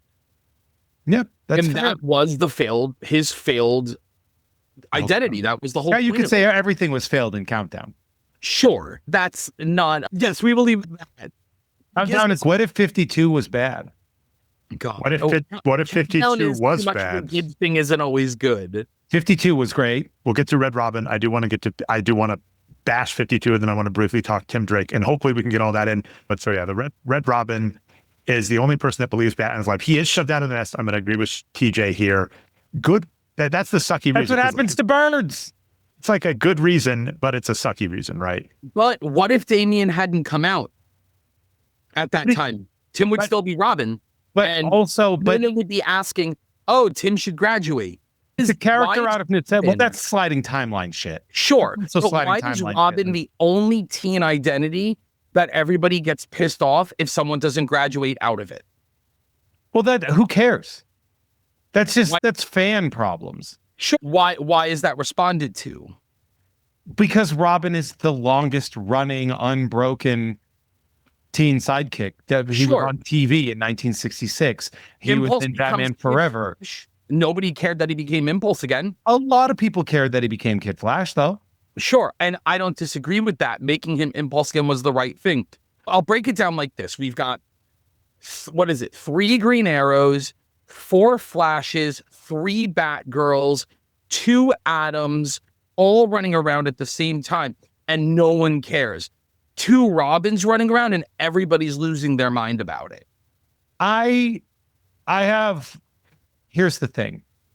The other company. I think Tim has existed almost exclusively as a reaction to necessity. That's his origin. That's how he starts. Robin is a necessity for Batman. He didn't want to be Robin. He said there needed to be a Robin. Sure. Right? He became Robin out of necessity. And he left Robin out of necessity. Sure. That is character symmetry. And I fucking love that. I Mhm. genuinely like that decision. Now, is it a feel-good reason that somebody has to end something out of necessity? No. But life doesn't always feel good. And this was him reacting to, I need to do this other thing out of necessity, which is find fucking Bruce Wayne. And that storyline was cool, and the line was cool. But then, of course, this does run into the New 52. And the New But 52. also, real quick, What do we got? I know that, but I have one little more thing to say. Nobody could have found Bruce Wayne but Tim Drake. 100% agreed. And Tim Drake, if he was staying as a Robin, would not have been allowed to save Bruce. Look, remember how I told you with Red Robin, I said the book as a whole is great. I just wish Tim was Robin again. There is a moment in there where Tim tells Superboy, when Superboy's, dude, the leather cowl, all this, none of this is you. What are you doing? And Tim does reply and say, I can't be Robin again until I find him. Yeah. And I do love that. I think that's a great line. So that's where I'm glad that Tim, in the last 5-6 years, I think since Bendis on Young Justice to now, is Robin again. That I'm happy about. So I feel like this is that time where you get to have your cake and eat it too. But I do agree, no one could have found Bruce but Tim. And Tim, as a character, has always existed not out of circumstance, but out of necessity. I don't really think this is a debate. I think this was a multifaceted thing, but me being the jerk that likes making things debate, I think Jeff sold me, and TJ, you sold me on Jeff's point, bringing up evidence from the Red Robin series that I hadn't even remembered. So that's amazing. But then what unfortunately does happen is then there's the New 52 where a bunch of storylines are halted in their tracks. Wonder Woman loses her leather jackets. All sorts of stuff happens. And I'm Her very Mike curious. Diodato leather jacket. That was... JMS wrote some of those. I mean, JMS writing. Wonder Woman, the Odyssey. Yeah. But I mean, I'm one of the rare people that exist that actually, I think the majority of the New 52 was actually a very good, the best version of what they were trying to do. And some risks they took. liked a lot of the New 52. Thanks for having me. I liked Frankenstein. That Frankenstein book was incredible.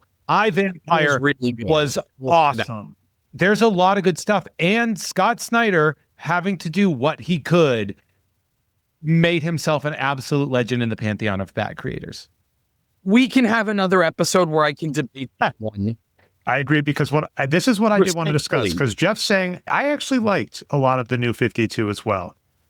I hated what they did to Tim Drake, because with the New 52 that people don't remember, they retconned a bunch of origins. They tried to do the Crisis on Infinite Earths, consolidate characters, retcon. And so we get the Teen Titans back with the classic, the Kid Flash, the Robin, the Wonder Girl. Sorry, I'm forgetting the fourth. Anyway, the new origin for what? For New 52, it's Tim, it's Bart, it's Wonder Girl, it's Superboy, and Bunker is one of the new ones in there. I didn't dig it, because what they did is Tim Drake's origin gets retconned. He was trying to discover who Batman was. He got super close. Batman's leave me alone. Don't try and find out who I am. Tim Drake sicks the Penguin on his family to draw Batman out. It succeeds in the sense that his family now has to go into witness protection, and Batman's, fuck it, I guess I got to take you on. Hey, from what we just said, Tim Drake finding Batman going, you need a Robin. I'm an amazing detective. I can watch moves in midair that Robin is doing and detect them and keep them in my memory banks. That to go to, I really wanted to be Robin and Batman wouldn't listen to me, so I stick the Penguin on my family. Fucking hated it. It's one more day for Robin. It's the J. Michael Straczynski ruining Spider-Man's marriage because he had to, because that's what corporate said needs to happen.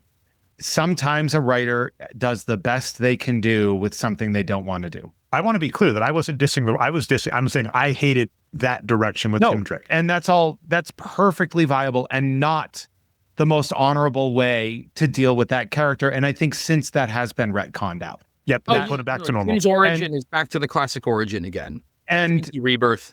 And I think Scott Snyder being forced to have to merge that Bat family back together. And I think famously you can see in a very early issue of Batman that when he's putting on the tux and all of the Robins are there, like every single one, right? And I forget, it's like a really well-known image, right? It's Greg Capullo, and it's like Dick and Jason and Tim and Damian are all there, putting on their tuxedos as well. And you're sitting there and you're like, this is wrong, but it's in this thing that is right. So I need to either acclimate to it or I need to not deal with it at all. And I figured out how to acclimate to it. And I think they rewarded Death of the Family, very well with the situation they were given. And I also like that they did something that people don't often do unless they're trying to get sales, and that's take risks. Comics, I like when comics have risks. I don't really love the Silver Age that much. Death in the Family, to me, I could be wrong. So that was, again, this is the New 52 storyline. Death of the Family. Yeah. Death of the Family and like Joker's on a tear. I feel they were pointing towards a very harsh ending and had to pull the plug. That's what I felt like reading it.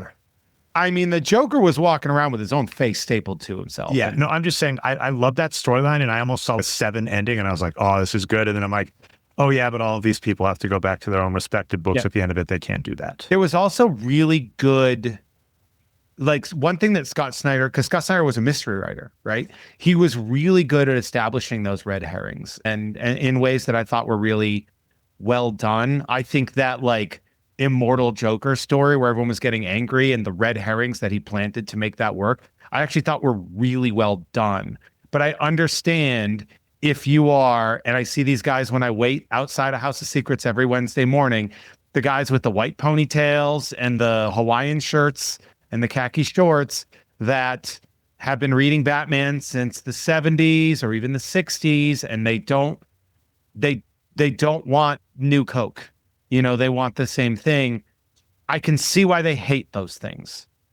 But I've done everything I can to roll with the punches, pardon the boxing phrases, of something being different and to see why I can respect Scott Snyder for doing things that I wouldn't have necessarily thought was a good idea in editorial. And I would have been like, you're a psychopath for even thinking of this. Or like J. Michael Straczynski and the stuff he had to do. I appreciate what they did under the constraints that they were put. That's all. I'll say this for you. As far as Straczynski goes, and I'm sure we can talk about this one another time, so I've been married, this month is, 5 years. Congrats. And we've been together 11 years total, my wife and I. She's a delight, by the way, and I love hugging her. Thank you. She's the best. Everything that's rad about me is my wife. Like everything. He's the actual, Dude, totally. Absolutely. I 100% understand, editorial or not, the decision of what they do at the end of One More Day, that it's Mary Jane who takes away the onus of Peter making the decision and making the decision for them. Looking back on that, going back and rereading it, I legitimately tear up at how much Mary Jane loves Peter by taking the guilt of making the decision away from him. I think that's brilliant writing, and no one will admit it because they hate that story. And I will stand on that forever. Okay, sorry, I have to stay here for just a second, Jeff. There is an episode of Babylon 5 by JMS that is maligned, and even he admits it. But what I love is that it's a B plot that is one of the worst B plots, and I don't want to spoil it here because I'm trying to find a guess for it. But the A plot of that episode is A+. So I actually love this when we're talking JMS, where it's just like people remember a storyline and hate it so much that you can raise your hand and you're like, hey, by the way, this part of that storyline was fucking amazing.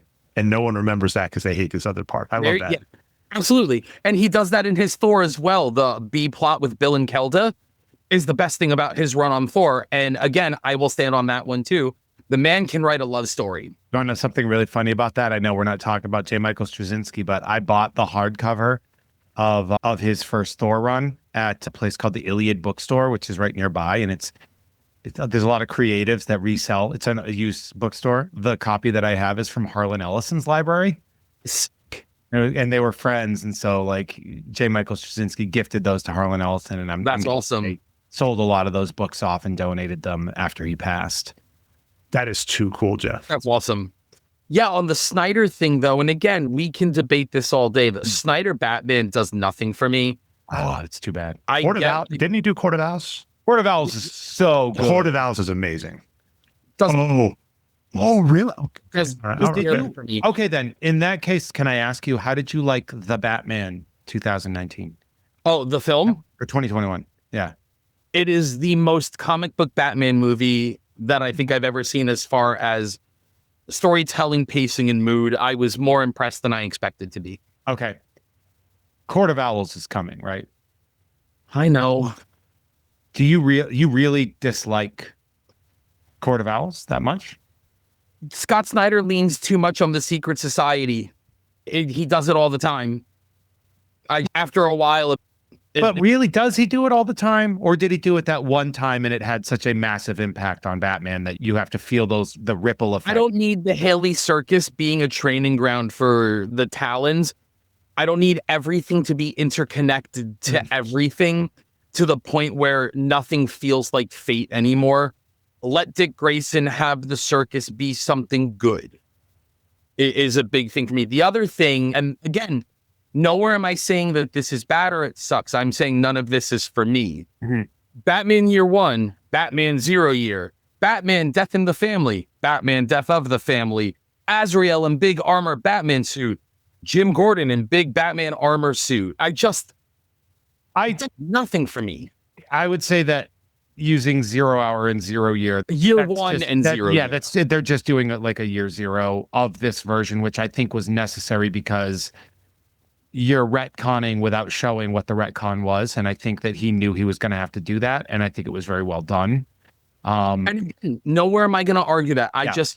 But it's just, I also understand it's not for you. And it's stuff that's weird and different. Can I? I think we got the best. Weird and different. I don't know. I don't know. It just, none of it clicked with me. I think we got the best Riddler by Scott Snyder. I think Scott Snyder created a Riddler that is a much bigger threat without losing the goofiness of him. I really enjoyed that. I liked the Court of Owls. I liked that it was the unique take. But again, I also understand people that don't want something that's going to I hiccuped in the middle of that. It's going to drastically alter a storyline that they may have been following for a decade or more. So my diplomatic end to this, and this is TJ, this is a subject comes with me and Jeff all the time that I actually love about nerds, is like taste. It's very much like food. It's like there's certain times where you can just say, if you told me this is the best scallion and shrimp dish ever, I might eat it and I might even, that's all right. And it's not going to compare to like my favorite pizza because that's just my taste. And there are other tastes. Your favorite scallion and shrimp dish is a pizza. I would be upset. I'd be like, why did you ruin my pizza? But I guess what I was going to say, yeah, you heard me. But I guess what I was going to say is I've actually loved that where there is different tastes. And we even see that, right? Jeff and I, Court of Owls. I'm actually shocked you and I are on the same page because Jeff and I find in comics, I do tend to like the familiar and Jeff tends to like the novel. And sometimes I thought Superman, the new movie was like an A and Jeff's like a B+. And I've got no complaints on your take, Jeff. Drastically different grades there, by the way, B+ and A. Yeah, we're on the same page. Like I'm just saying, like we'll have different takes, and I love this because we're all with the same character, being like, I love this take of that character. I didn't, and that's one of the great things of comics is you have this ingredient, and you get different people to do it, and you get different tastes. And the wise thing that I think all of us have been doing this episode is appreciate others' takes. TJ, you keep doing it. You're like, I didn't like this. That doesn't mean it's wrong. I didn't like this. You being inside of the editorial world with the cards and stuff you did, which I wish we had more time to talk. Go listen to the Jeff Has Cool Friends episode for more of that because it's amazing. You really still should have had the ship from X Factor. I'll forgive you because this is an amazing episode, but I still feel stung personally by that as a callback to the Jeff May episode. It's like we can all have different tastes, different likes, all enjoy it. And that is, if you're a good fan, you're like, I like this. I have the thing for me. These are for other people. It being successful is the amazing thing.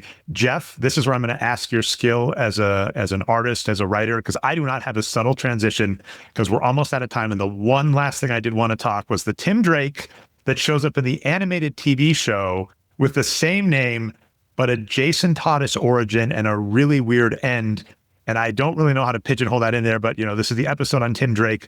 We've talked every other variant. And you're talking about the New Adventures of Batman. New Batman Adventures, 97. And it's like a mixed costume. It's like red and black, but then it's not. It doesn't have the yellow. It fits the color palette a little bit more. You have a smaller, more childish Robin that comes in here. He's an amalgam of Jason and Tim, but mostly Tim. Well, he's got like Jason's backstory because his like dad's working for Two-Face and his two-bit and he's on the streets. Little street kid. Yeah. One of the great things about mixing media is that the further you deviate from the original story, the more you get to enjoy two very different things. Totally. I prefer that. If they were to make Kingdom Come, and they were to make Kingdom Come look exactly as Alex Ross painted it, I would be the most bored person in the movie theater ever. Agreed. Right? So I like when things are different. I like when they mix things up. So I have no problem with that version of Tim being a different kind of more childish, more Jason Toddy version, but also still being highly empathetic because he talks like Jason while he thinks like Tim. He's hyper empathetic.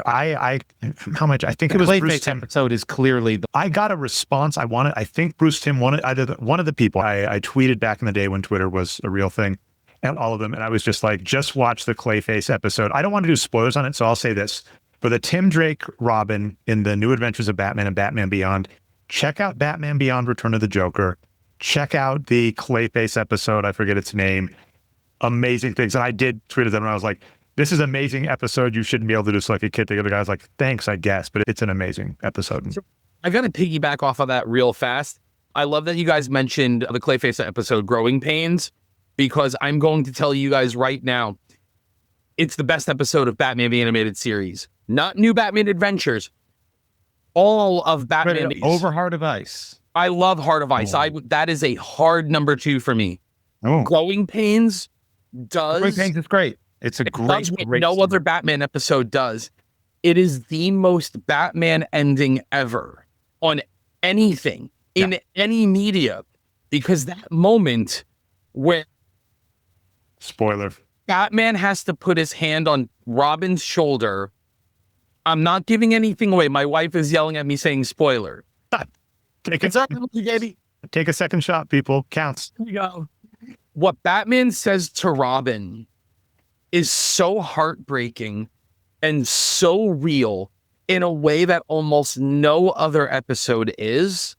And this show has been around for 33 years as of 2 days ago. I feel like this isn't really a spoiler, but I'm not going to say what Batman says here. But when you watch it, Growing Pains, it is the most heartbreaking moment on the show. And no one can tell me otherwise. And there are heartbreaking moments, but it's the reality of what it is to be Batman and Robin in that moment there.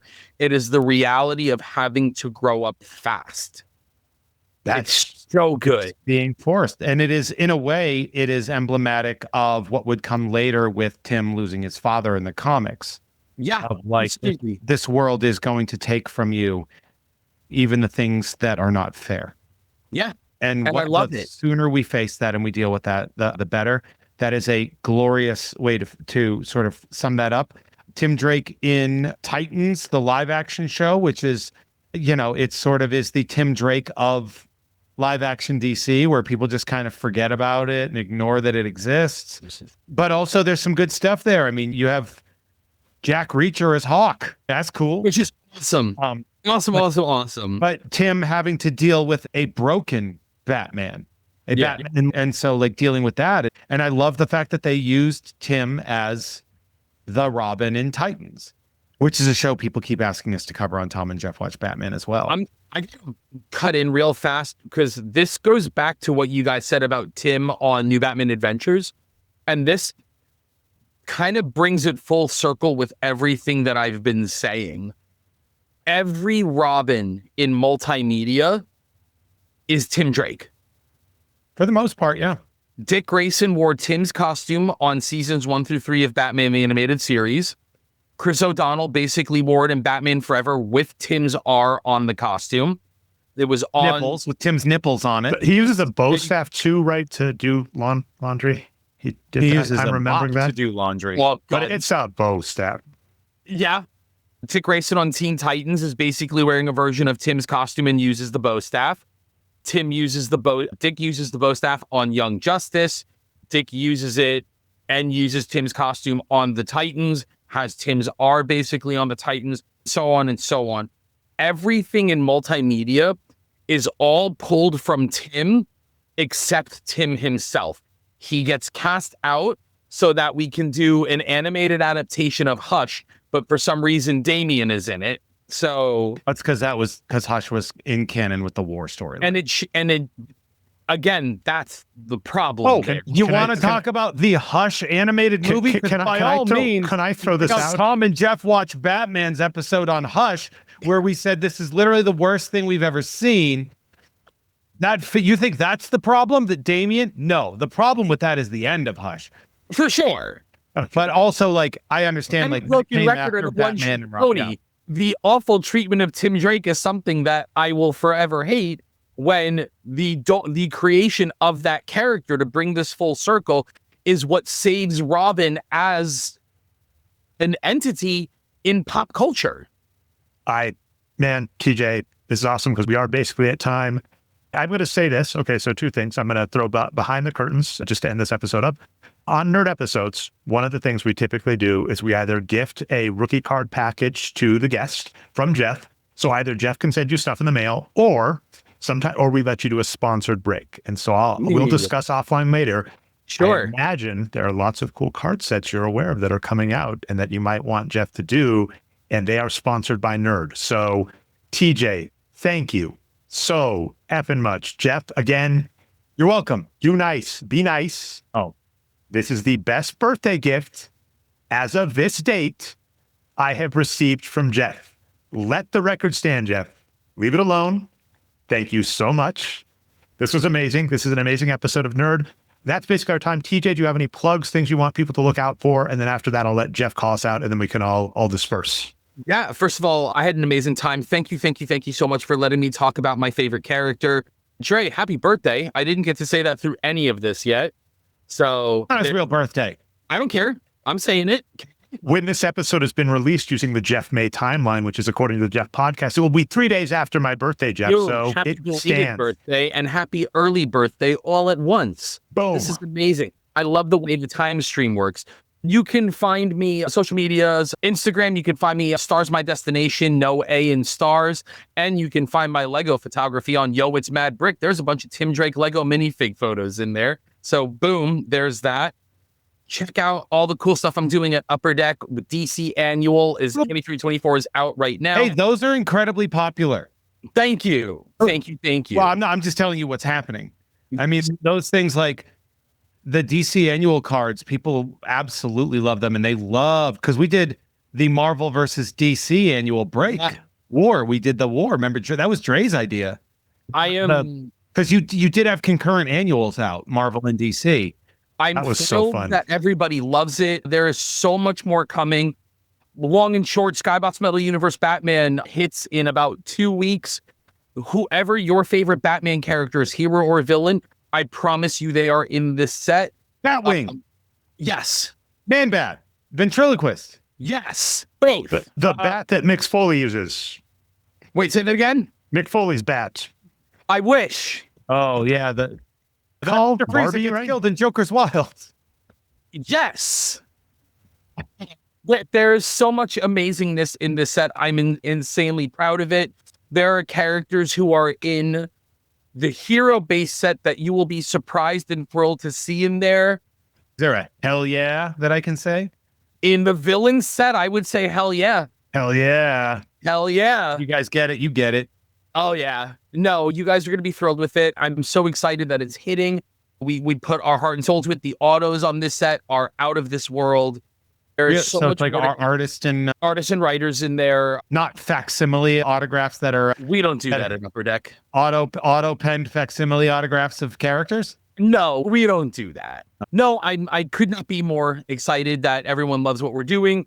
Thank you so much. Keep your eyes peeled. There is a lot more coming sooner rather than later that I think everyone's going to be over the moon about. So just keep your eyes peeled. I'm going to say this ahead of time, unless it is super cost prohibitive. You're going to sponsor a break of that box. That's going to go on. Again, head over to youtube.com/at Jeff Has Cool Cards. Amazing thing to watch. That will be a sponsored break. I will leave it to you, TJ. If you want to add more entropy into Jeff's life, you also get a rookie card too. I'm going to sponsor the break, and provided you want it. So if not, I will also sponsor a rookie card tier. So Jeff has to send you things from that break. I can send in TJ. the mail. I'll tell you what. I won't send TJ a goddamn thing. This is good together. I will deliver something to TJ. Oh my gosh, this just keeps getting better. Yeah. He's only 2.5 hours away. This is nothing. That is so, I don't know. I'll take the train up. Okay. Or I'll take my car down. In California, I don't drive, so I'll take the train up. Okay, well, this is amazing. Hopefully we'll hear more about that in future. Again, patreon.com/Jeff May to hear more of the stuff. YouTube.com, Jeff Has Cool Cards. Jeff, you will talk about this, I am sure, on many of your amazing card breaking shows. I Must Break You, the Jeff May mailbag. We are definitely at time. TJ, amazing. Jeff, do you want to send us out on the normal one? Well, we're going to figure this one out where if you were listening to this on the free feed, hey, that means a whole lot to us and we really appreciate that. But if you want early access to uncensored episodes with bonus content of shows like this, plus Jeff Has Cool Friends, plus getting exclusives such as early access to, you got to check this out, which spoiler, Dre and Mike Slater do, as well as my show with Andrea Gazette of the Monthly Flow, head on over to patreon.com/Jeff May. It's really easy. It's really affordable. You can also get cards in the mail, as Dre said. Now, of course, I also do a lot of shows with Adam Todd Brown on the You Don't Even Like This network. And of course, Tom and Jeff watch Batman on the Gamefully Unemployed network. You can see me live the second Friday of every month at Blast in the Past on beautiful Magnolia in Burbank, California for Mint on Card. My toy people get that reference. Yeah. And all that being said, just be great. I'm at Hey There Jeffro 2 on Instagram. Dre is at Nerd Numbers. And of course, TJ is at Sturs My Destination. Bye. Bye.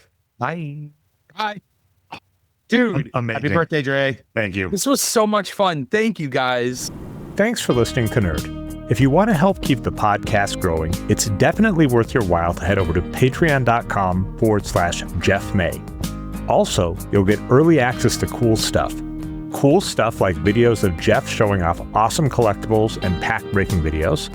And it's also worth your while to check out Jeff May's YouTube channels. That's right, channels. For pack breaking by Jeff and myself, head over to youtube.com/@JeffHasCoolCards, where Jeff breaks packs weekly, opens stuff you send him in the mail, and sometimes even gives away cool prizes. For Jeff's podcasts, head over to youtube.com/@HeyThereJeffro. That's spelled JEFFRO. And shocker, he uses that name across a lot of social media, including Blue Sky. You can find him at Instagram at HeyThereJeffro, but you're going to have to add a 2 to the end. So that's HeyThereJeffro2 over at Instagram. You can find me most places on the internet as Nerd Numbers. Shout out to Chris Haugen for the outro theme of Pure Magic. Thanks so much, and we'll be back with another nerdy subject soon.